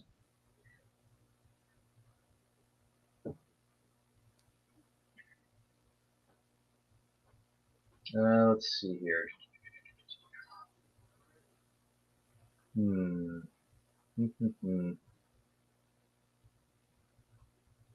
Yeah. A few things are being spoken about. Let's see.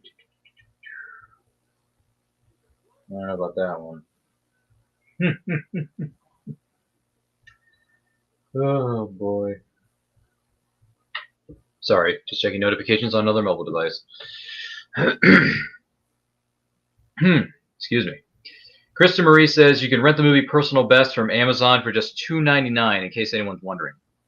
No, cool. Thank you very much, Kristen. Good to know. Okay, so someone may want to make a note of that. Rose. Anyway, you'll be fine. Trust me.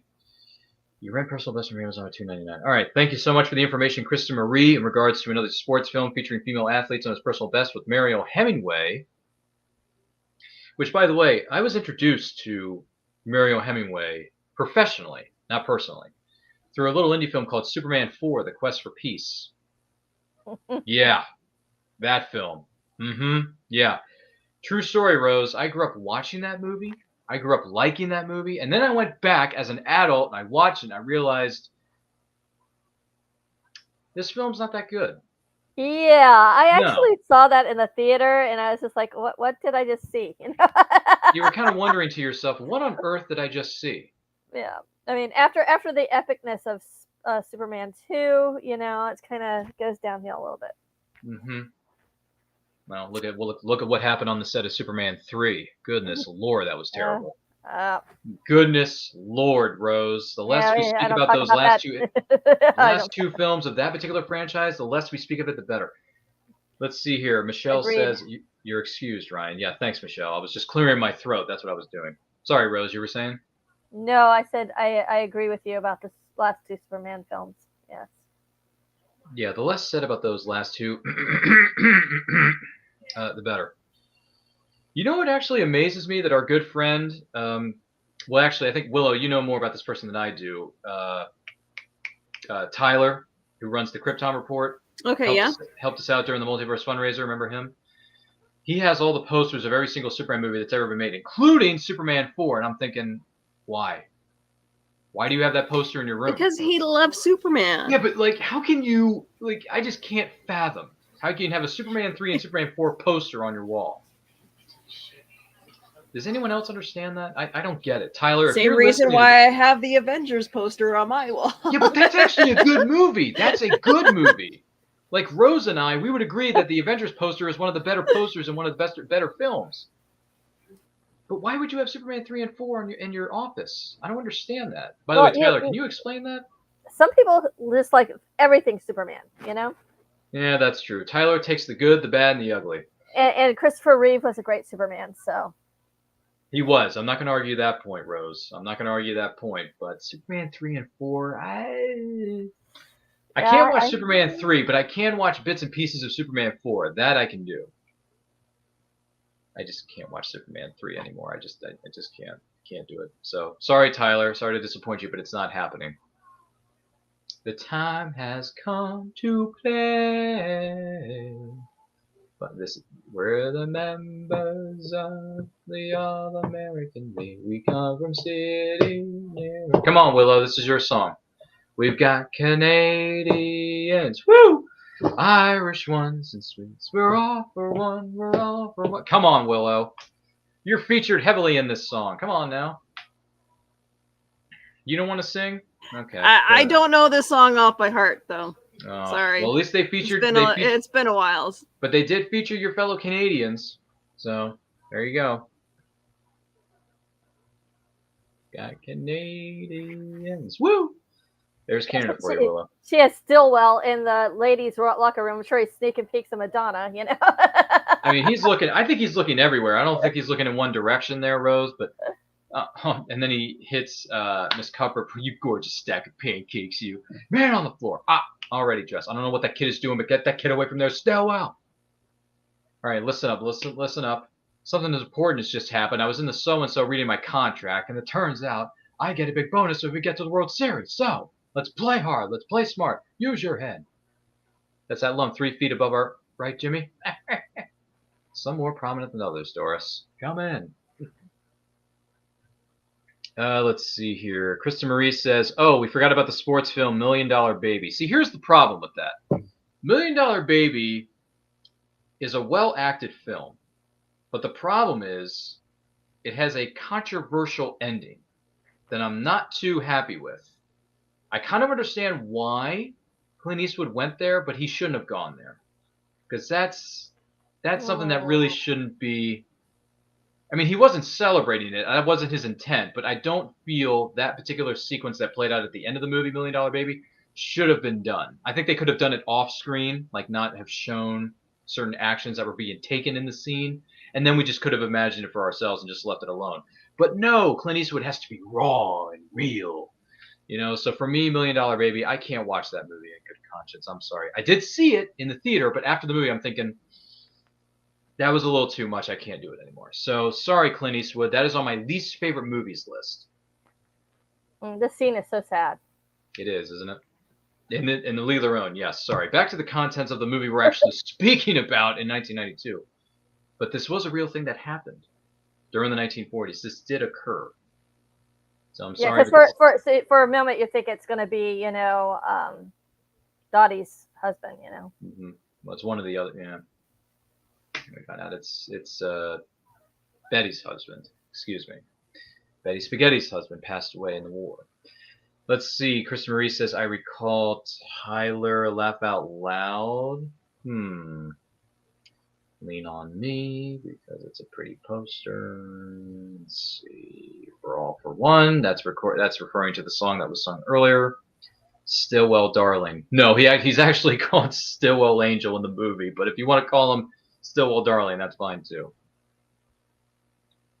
Excuse me. Okay, come on. Still got a game to play.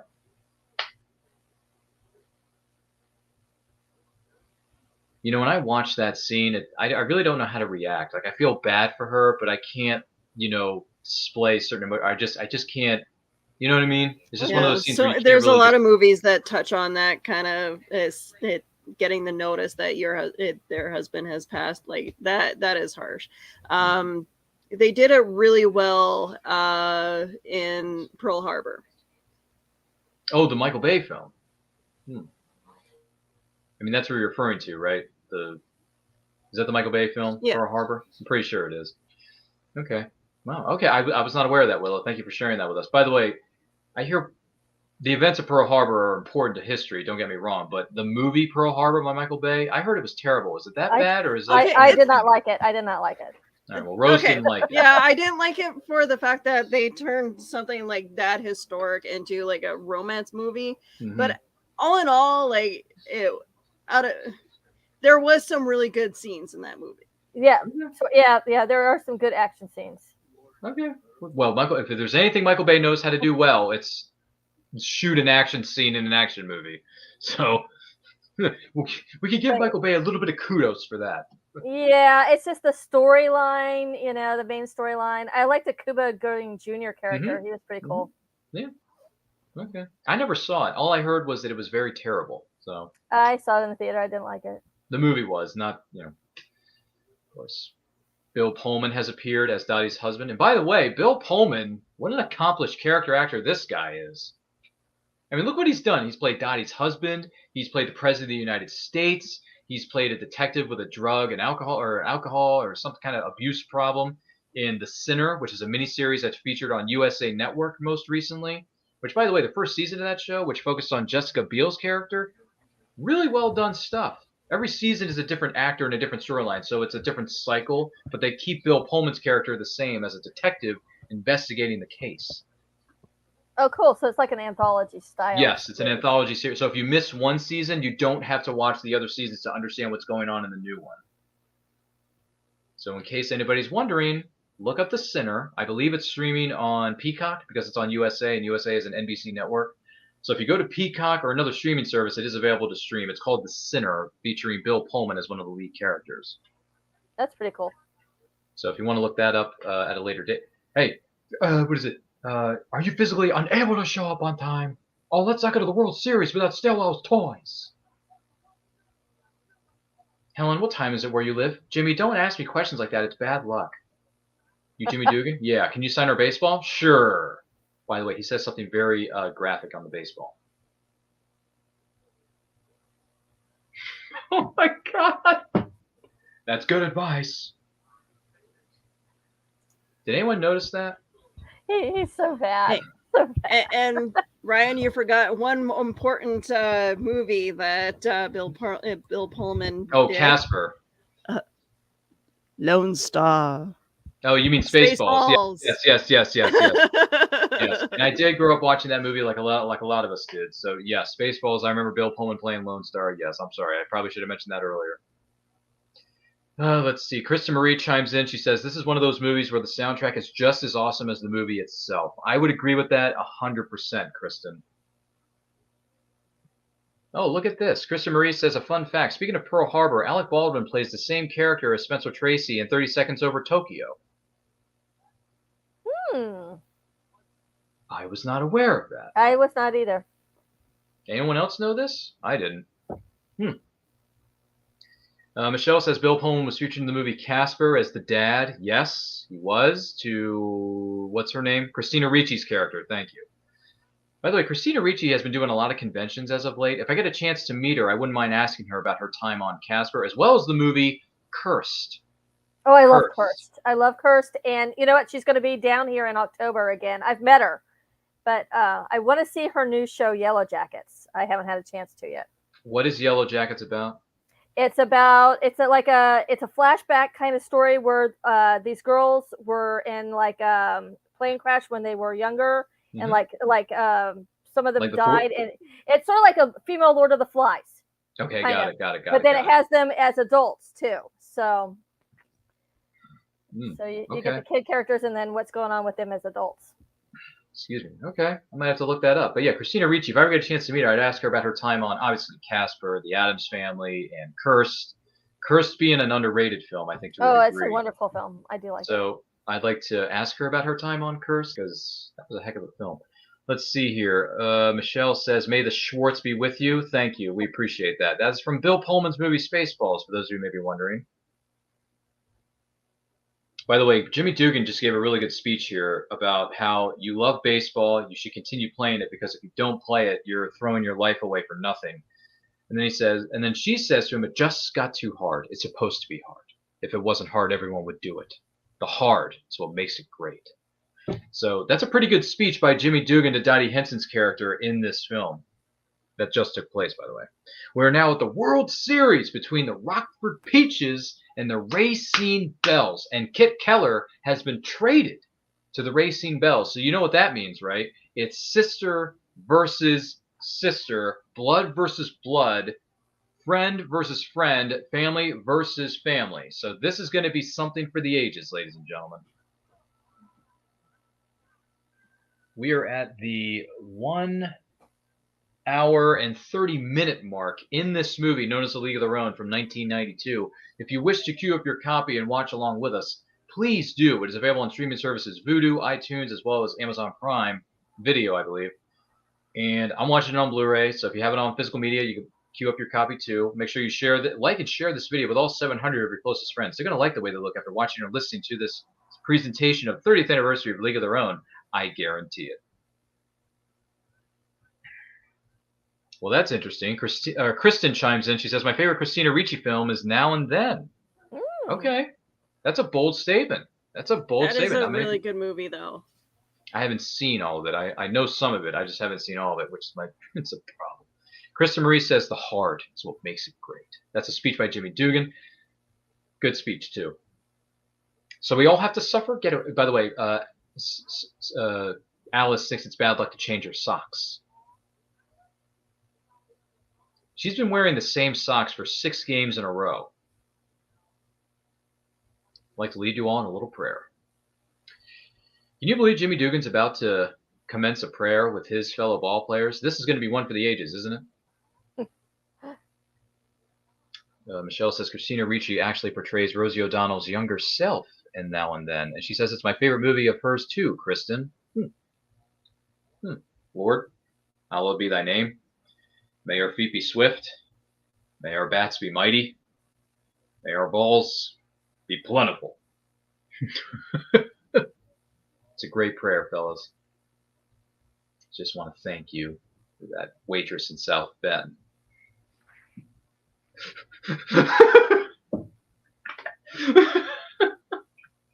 Kept calling. I know, Rose. I know. You believe that? These are good girls. They work hard. Help them see it all the way through. All right, that's it. Go Pages! Woo!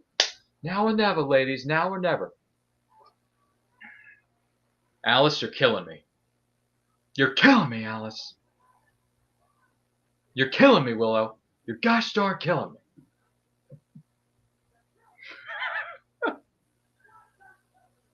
It's great, isn't it? Oh, so many great lines in this movie, let me tell you. Excuse me for 1 second. I will be back in just a moment. But Rose, Willow, have fun taking controls of this queue here.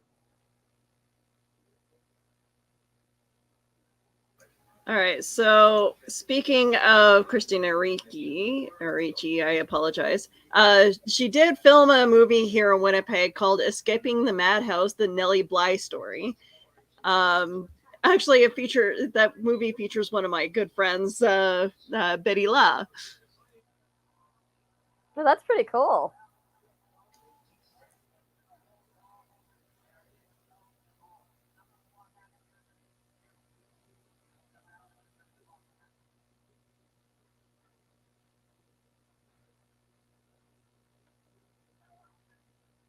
Was that Christina Ricci on that show too? I never saw much. Yeah. I think it was like a kind of like a made-for-TV movie. Yeah, TV movie. I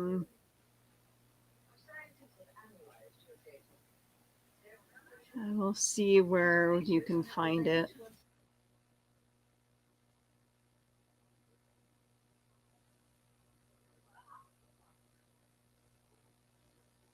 Well, Dottie is back in the game.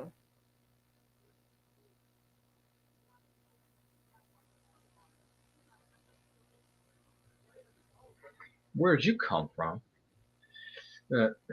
I'm back.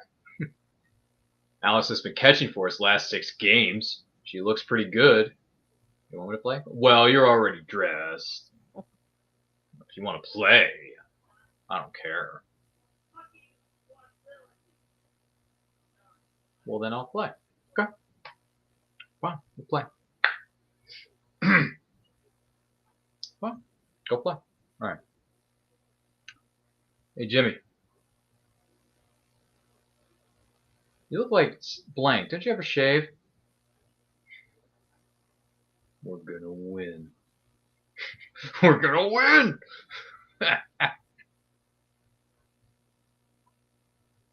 Does anyone else just want to smack Stillwell Angel over the head?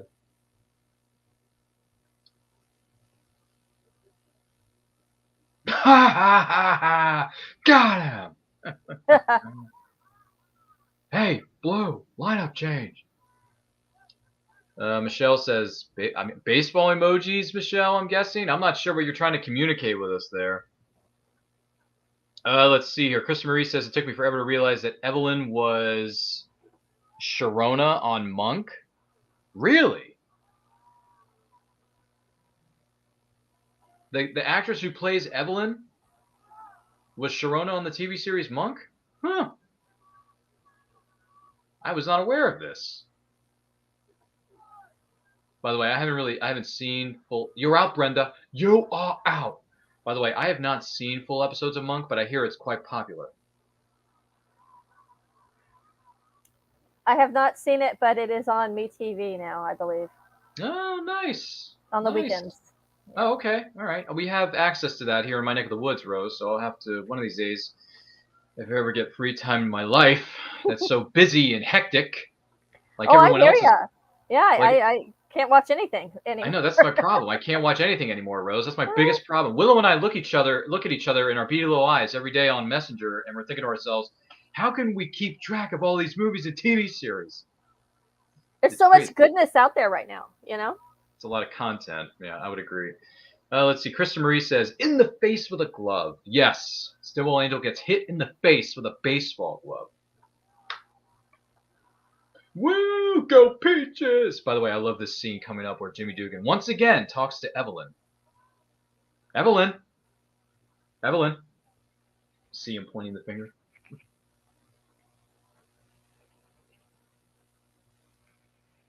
Still missing the cutoff, man. That's something I'd like you to work on before next season.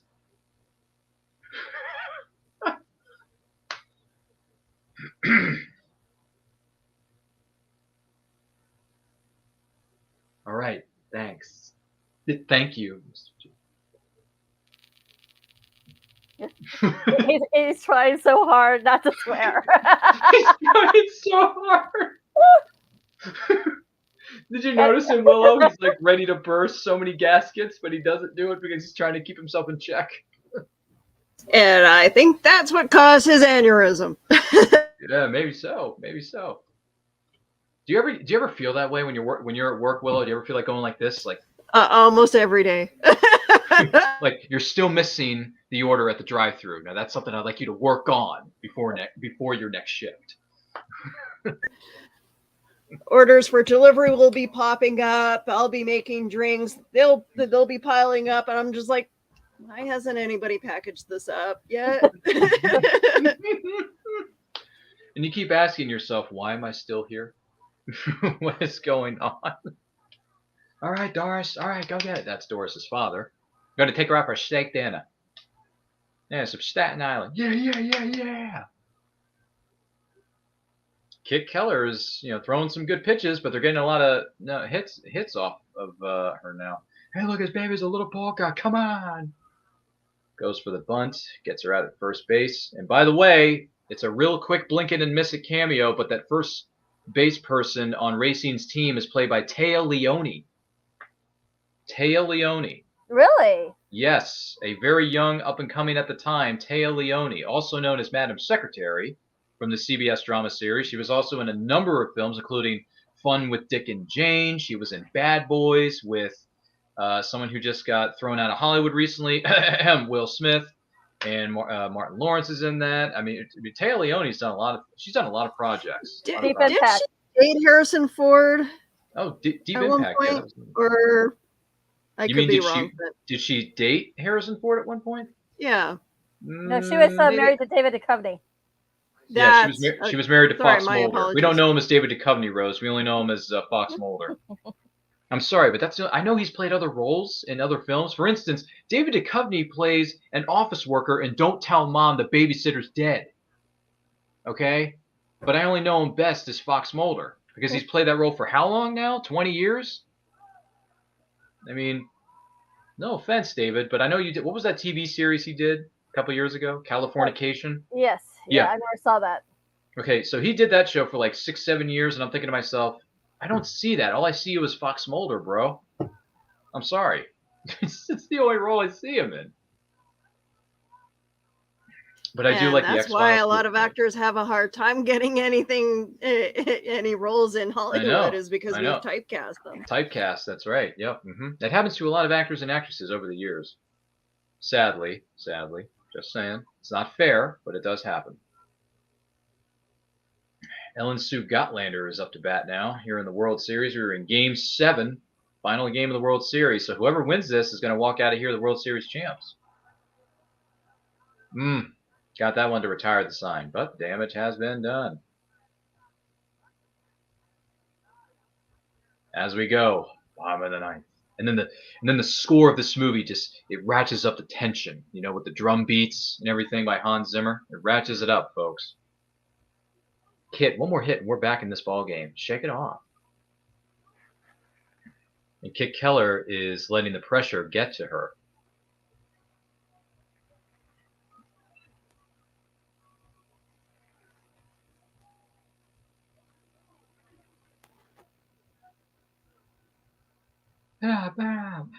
Get him out. Woo. Oh, got it at the wall. Oh, beautiful catch.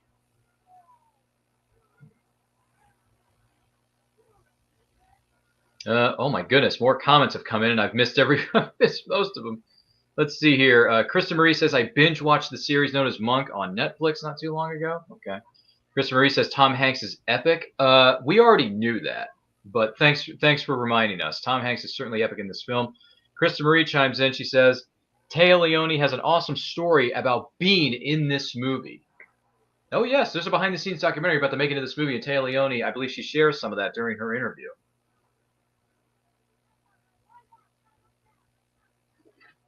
You got Bill Pullman in the audience. What? Oh, she's out. She caught it. She got it. I'm telling you, Dottie Henson's one heck of a baseball player, let me tell you. She has her team one out from the World Series title. There you go, girl. There you go. Kristen, if you have any fun facts about Téa Leoni ending up in this movie, A League of Their Own, let us know in the chat. So here it comes down to this, folks. Sister versus sister. Blood versus blood. Are the Rockford Peaches going to walk away with the title? Or is the Racing Bells going to pull a major upset? Can I have timeout? Time! The music is so good in this movie. High fastballs. She can't hit them. She can't lay off them. All right. So you see what Dottie just did there? Gave her a huge strategy in defeating her own sister. 1, 2, 3. 1, 2, 3. Come on.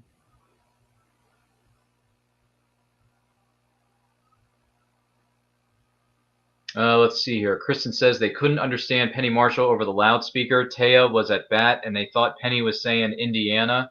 So Téa had everyone cheering Indiana, and then Penny came down and yelled, in the air. I was not aware of that. Thanks for sharing that with us, Kristen, and thank you for being here to all of you tonight. Strike 2.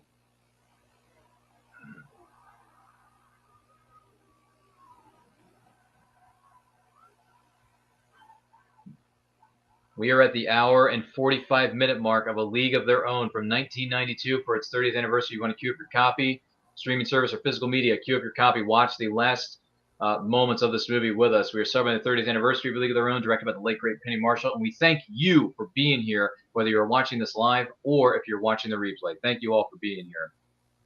Whoa, she just hit the ball. She got a hit off of it.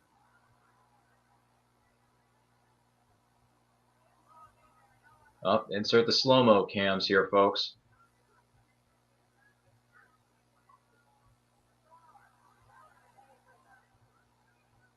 She throws it.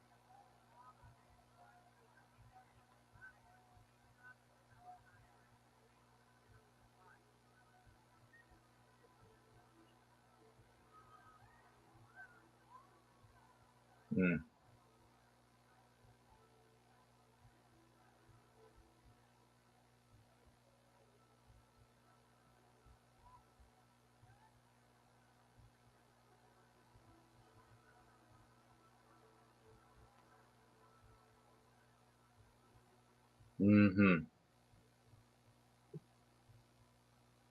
Wow. What a moment. What a moment.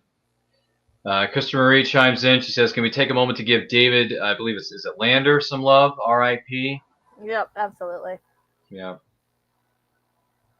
R.I.P. to David Lander. There you go. Great job with his role in this film. Everyone did a great job in this film, 100%. Everyone put their best foot forward, and they did an incredible job. There's no doubt about it. Hmm. Do you think that she actually did drop that ball, or do you think she dropped that ball on purpose? I feel like it was on purpose so that she'd help her sister win. Hmm. No, I think that she was. I don't know. I kind of think maybe she did. You know, she was really competitive. I mean, why would she tell, the pitcher to do the high balls so that they could strike her out? So I think she just accidentally let go of the ball, but she was happy to see Kit, win. Hmm. So there we go. Two different sides of the story there. Yeah. It's been a long debate amongst fans and people around the world saying, did she actually drop that ball on purpose to let her sister win, or did she struggled so much because it was such a hard hit that she actually lost a little bit of her luster at the end and dropped the ball because mistakes happen, things happen in the heat of the moment. So maybe she dropped it by accident, or maybe she actually dropped it on purpose. And people have been debating that for 30 years. Did she want her sister to win, or did she? Just, hey, I had a bad day. I dropped the ball at the end of the game. I wanted to win, but I just couldn't do it. So it's been a long-standing debate. How do you feel about it in the comments? Let us know. Do you think she dropped it by accident, or do you actually think she dropped it on purpose as to let her sister win? So let us know. We'd like to hear your thoughts and feelings about this at the end of the game between the Racine Bells and the Rockford Peaches from 1943. Goodness gracious. That was a huge moment. By the way, Lori Petty did describe to me that her favorite scene to film in the movie was that last scene where she knocks her sister down. Oh, really? Yeah, that was her favorite scene, was the last scene of the game in the World Series. That was her favorite scene to shoot. Pretty cool. So there you go. Lori Petty shared that with me Good to know. at a Comic-Con. So there you go. It was her favorite part of the movie, is to film that scene. So let's see here. Oh, geez, some people are. Krista Marie chimes in. She says, I have a hard time with this. It wasn't as important for her as it was Kit, but I'm not sure she let her teammates down. Yeah, I kind of agree with that. It's a fair point. I mean, you bring up your thoughts and feelings about it, Kristen. Thank you for chiming in. We greatly appreciate it, for sure.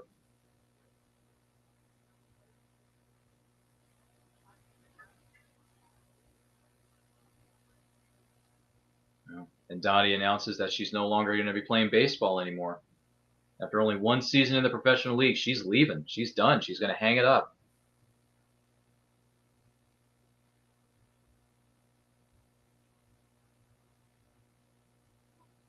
I would have liked to have seen Dottie continue, though. I would have liked to have seen her continue playing ball, because since they didn't win this year, the Rockford Peaches could have definitely have swept the World Series next year. I think, personally, I think that would have happened if she had continued playing baseball. But since she wanted to leave on her own terms and be with her husband and have children and raise a family, hey, you can't necessarily blame Dottie for leaving after only one season. Especially when she found out that her husband has come home from the war, and yes, he suffered an injury, but he's okay, and that's the most important thing. Yeah, I can understand her motivation for leaving. Yeah. So can't really blame Dottie for leaving the All-American Girls Professional Baseball League after only one season. But also, I feel like this moment right here was a bit of a passing of the torch onto Kit. Saying, hey, I've had my time in the sun. I've done it for years. Now it's your turn. You know what I mean? Basically, a passing of the torch between sisters. Hey, there's a winner. Oh, Jimmy Dugan. I'm a big fan of yours. I'm Dottie's husband. Oh, hey, I'm a big fan of yours.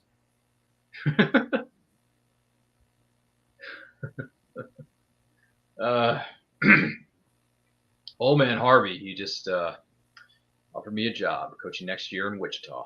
Oh, AAA? That's great. Turn him down. Why would you do that? What do you mean why? I already got a job.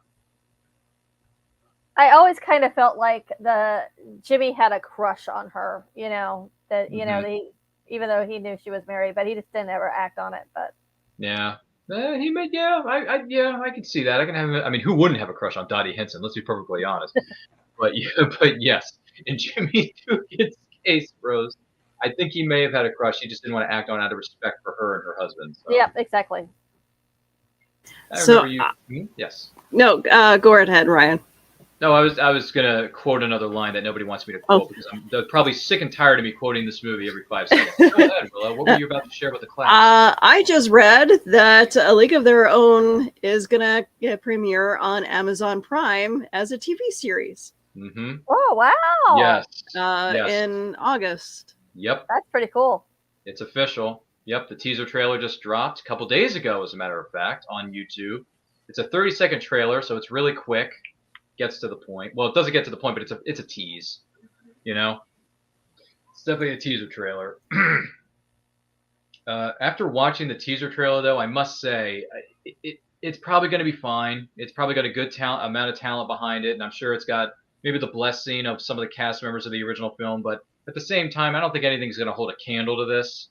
So I don't know if I want to go on Amazon and watch the series. I don't know if I can, because I saw the costumes that they're using in this series. They look nothing like this one. They look nothing like the movie. That's just my 2 cents. I mean, if anyone else has thoughts about it, let us know. If you've seen the trailer that recently dropped on YouTube earlier this week, I guess they dropped it in preparation for the 30th anniversary of the movie. Let us know your thoughts. Kimmy. And now we are back to the present timeline of 1992. Where Doris and May are visiting with their old friend Dottie Hinson in the present timeline. By the way, the actresses that they got to play the older iterations of their characters, I thought they did a really good job with this too. I'm a married woman now, as one of the characters said. Let's see. Yeah, about 8 times. She's been married 8 times. What was that, Rose? I'm sorry. The comment that May have been married about 8 times. She's been a married woman 8 times. Oh, jeez. Wow. Krista Marie says, Jimmy definitely had a crush on Dottie at the time. Okay. All right, Kristen. Hey, all opinions are welcome here, so that's fair. Let's see. Krista Marie says, this would make it the second attempt to bring this movie to television because I watched the previous show that was on in the 90s, she says. I knew there was a TV show. I just couldn't find the information. Yep, it's on a Wikipedia page. Yep. I did not know that. Yep, they tried to do it with a TV series, and I think it only lasted like 1 season. If I remember correctly, if anyone else in the chat wants to correct me, feel free. But yeah, this will be the second time they've done this. It's a little tough to do the show without Penny Marshall around, though.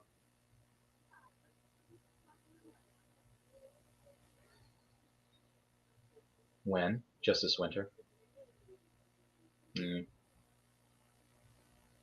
Well, find out that Bob's character, unfortunately, doesn't make it to the present timeline, played by Bill Pullman.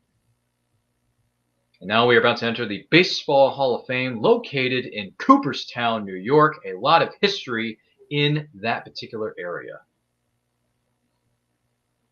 There it is, Baseball Hall of Fame, Baseball Museum. I remember visiting that with my late father, my mom, my brothers when we were much younger lads at the time. I remember owning a Cooperstown, New York t-shirt at the time too. I don't have it anymore because it obviously doesn't fit me. Stillwell Angel. That's actually the same actor who played Francis Bucks Tunn in Pee-wee's Big Adventure, directed by Tim Burton.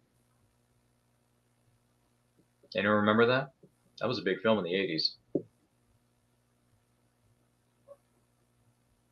Yeah, we find out that Evelyn's character passed away. Mom died a couple years ago. When I heard about this, I just knew it. I owed it to her to be here. She always said it was the most fun she ever had in her whole life. She was a real nice lady. And a damn fine ball player. Mm-hmm. A lot of legends, folks. A lot of legends in this movie. A lot of legendary ball players as well.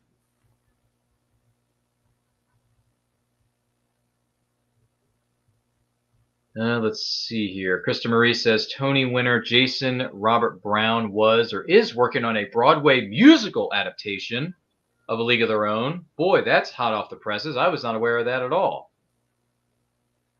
Okay. She also says the 1993 television series only lasted 6 episodes. I remember watching one. And Krista Marie says, I also remember the movie Pee-wee's Big Adventure featuring the actor who plays Francis. There you go. Oh, great big moment here in the movie, folks.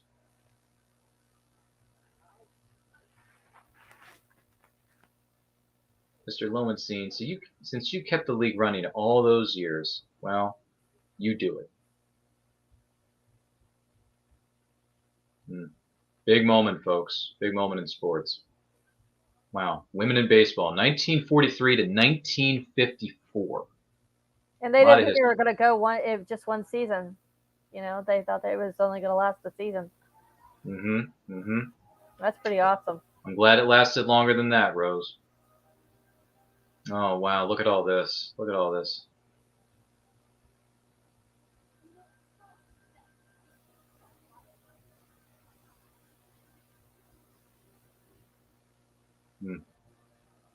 I still got the cigar.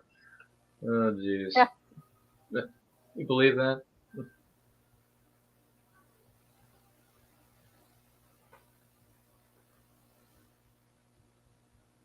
This is one of those moments where I wish I could go into a DeLorean time machine and go back and see these ball games. You know what I mean? I want to see how these. I want to see it for myself. How these women play baseball and just put their heart and soul into this game. And this is coming from somebody who's not a big sports fan. I'm not really a big sports fan. I'll be perfectly honest. But if I'm going to go back, these movies make you care about that. That's what. That's the great thing about these movies. For sure, yeah. I mean, even if I may not be a big sports fan, that's just coming from me. I respect the men and women who have played these games.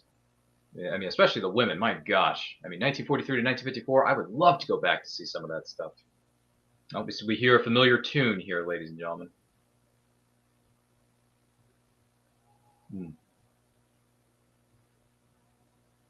Arizona, the All-American League. We come from cities near and far. Come on, Willow. No, I'm kidding. You don't have to sing. It's fine. You don't have to. You don't have to sing. It's all good. Oh, look at this. Kit Keller showed up to the ceremony. Look at that. Is that you, Grandma? I mean, look, she's got pretty much her entire family is with her. It's amazing. And Dottie went by herself. Oh, look at this. The actresses look pretty good for like iterations of these. They look so good. Very good casting. Very good casting. It's very good. Yes, I would agree with you wholeheartedly. It's great casting. Because these days they'd want to CGI it. Well, they would use like CGI or what is it called, the Uncanny Valley kind of thing. Yeah, that'd be a bit of a difficult task nowadays. Let's get a picture of the whole team. The original Peaches of Rockford, Illinois.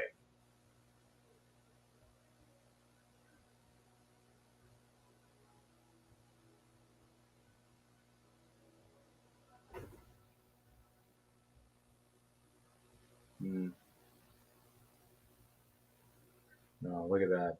Look at that.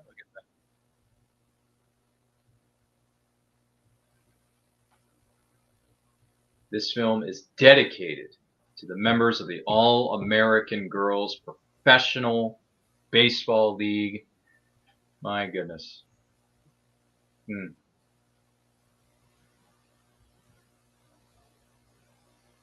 Oh.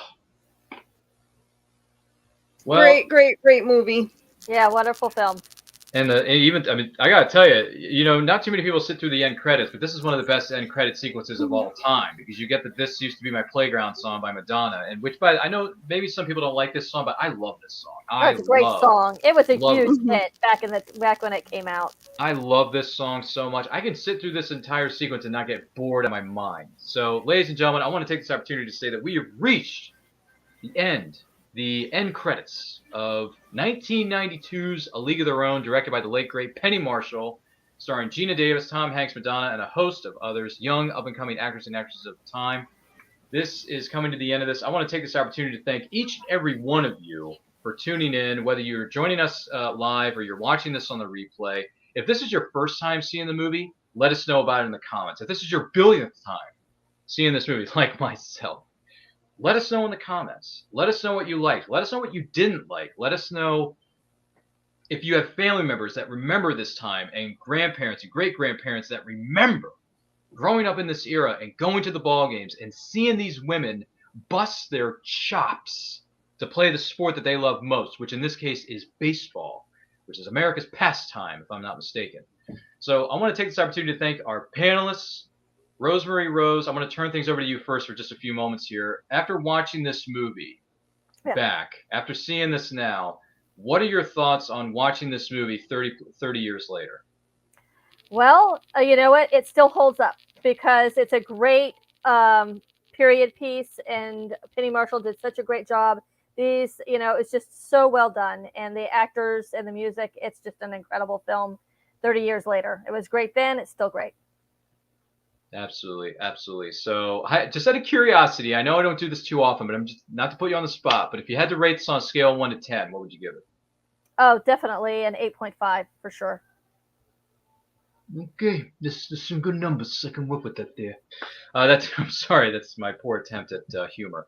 But great stuff. Appreciate you being here. I will go back to you in just a moment. I want to turn things over to, we've got Canadians. Woo! Canada is in the building. Willow, you after seeing this movie 30 years later, what are your thoughts on it, if anything? And also, what would you give it on a scale of 1 to 10? What are your thoughts here, Willow? I fully agree with Rose. Like this is a great movie that I to redo it after so long. I don't think. I don't think you can, but at the same time, it's good to have the TV show so that you can kind of relive some of those great moments that may have happened during the series.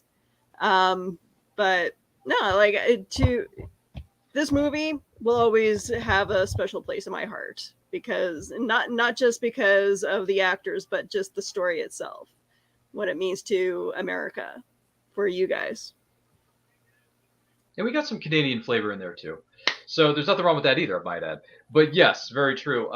Willow, thank you so much for sharing that with us. Yeah, for me, rewatching this, I watch this movie probably, I don't know, half a dozen times a year, maybe more. Wow, because I just love it so much, and I think to me it's one of those movies where you either get something new out of every time, or it's just endlessly rewatchable. Is the term I want to bring up here for just a minute, because not many movies can, and granted, this is open to interpretation because all film is subjective, but for me, certain films are endlessly rewatchable, and I think this is one of them. I truly believe that it is, and unfortunately, I know some of the actors and actresses have passed away. Obviously, we've talked about this many times during the course of this program. The great director that Penny Marshall was, she passed away some years ago.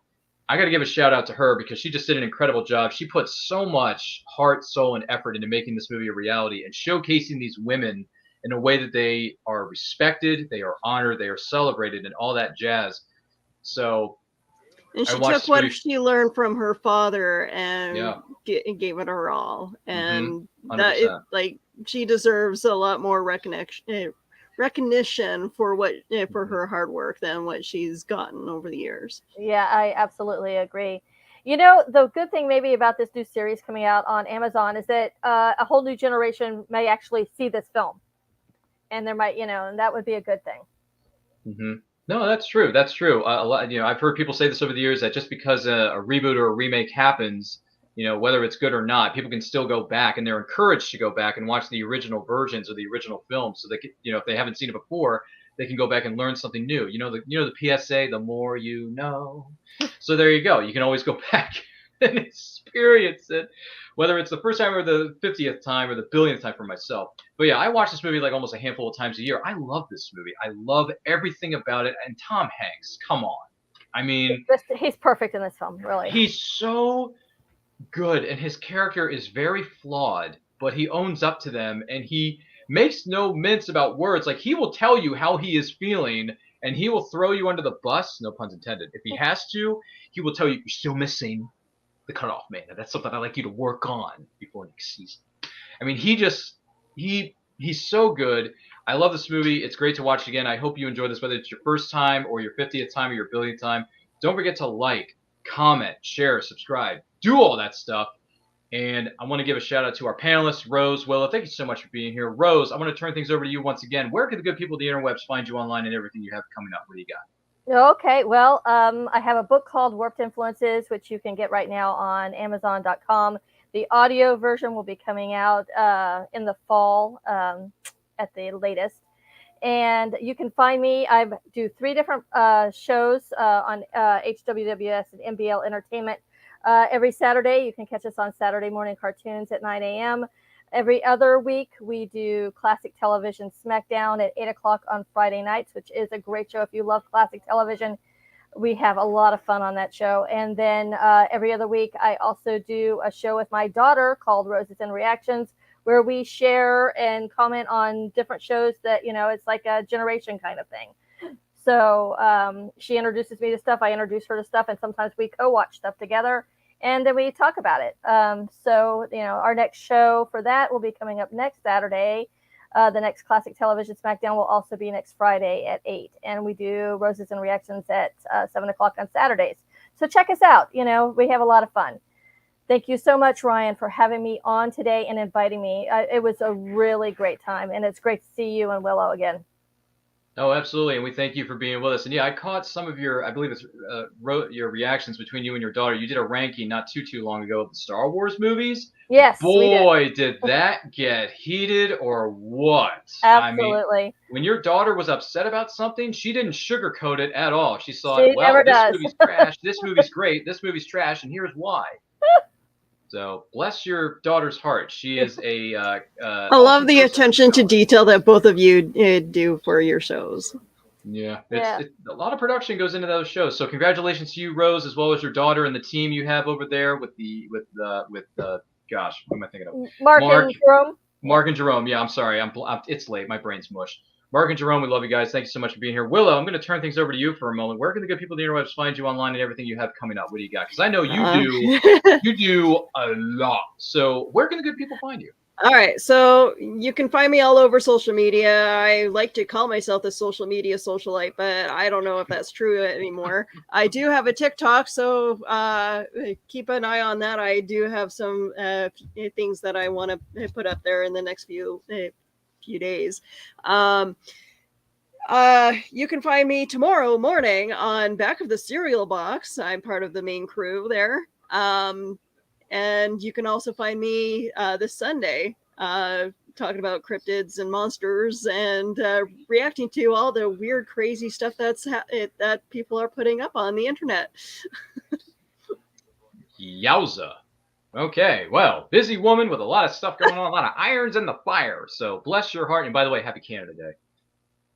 So there you go. Yeah, she's got her decorations and everything. It's lovely. But listen, I want to let you in on something here. My name is Ryan. You can find me on Twitter and Instagram at RyanRPM5. I host a show on Saturdays called And I Quote, where I interview content creators of all shapes and sizes that join us from any and all corners of the nerd universe. Our next episode is going to be on July the 9th, and that is going to feature artist Pat Kenrick of Amorable Art. Visit amorableart.com and make sure you tune in for that episode on Saturday Saturday, July 9th, rather, at 12 p.m. Eastern Time at It's Nerd Culture on Facebook and on YouTube at HWWS Web TV. You're not going to miss out on that. Also, you've been waiting for it. People have been asking me, Ryan, when is your next watch along? Because this one for A League of Their Own was so much fun. When are you guys going to do it again?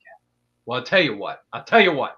We're going to do another one, but it's not going to be for a few weeks. It's going to be at the end of July, specifically Sunday, July 31st, 8 p.m. Eastern Time. We are celebrating the 35th anniversary of Bond, James Bond. Specifically, Timothy Dalton's first entry into the Bond franchise, The Living Daylights. So if you are a James Bond fan of any generation and you feel that some of his films were criminally underrated featuring Timothy Dalton, you're not going to want to miss out on this one. Once again, that is going to be on Sunday, July 31st, 8 p.m. Eastern Time on Facebook and YouTube at It's Nerd Culture. So don't forget to like, comment, share, subscribe, smash that notification bell so you are notified of when we go live. Celebrating the 30th anniversary of the Living Daylights. That is going to be a treat within itself, because James Bond is one of my favorite franchises, and I think Timothy Dalton did a pretty darn good job playing 007 for the time. And I may have some interesting stories to share about the Living Daylights. Excellent, Smithers. You've got to tune in and find out more. So definitely tune in for that. That is going to be a blast. But thank you all for being here. I appreciate every single one, from the panelists to those of you who commented, whether you're doing it live or on the replay. You're all wonderful. You're all great. We wish you all the best. In the meantime, stay strong, stay healthy, stay safe, and watch movies. Take it easy, everybody. Good morning. Oh, and in case I don't see you, good afternoon, good evening, and good night.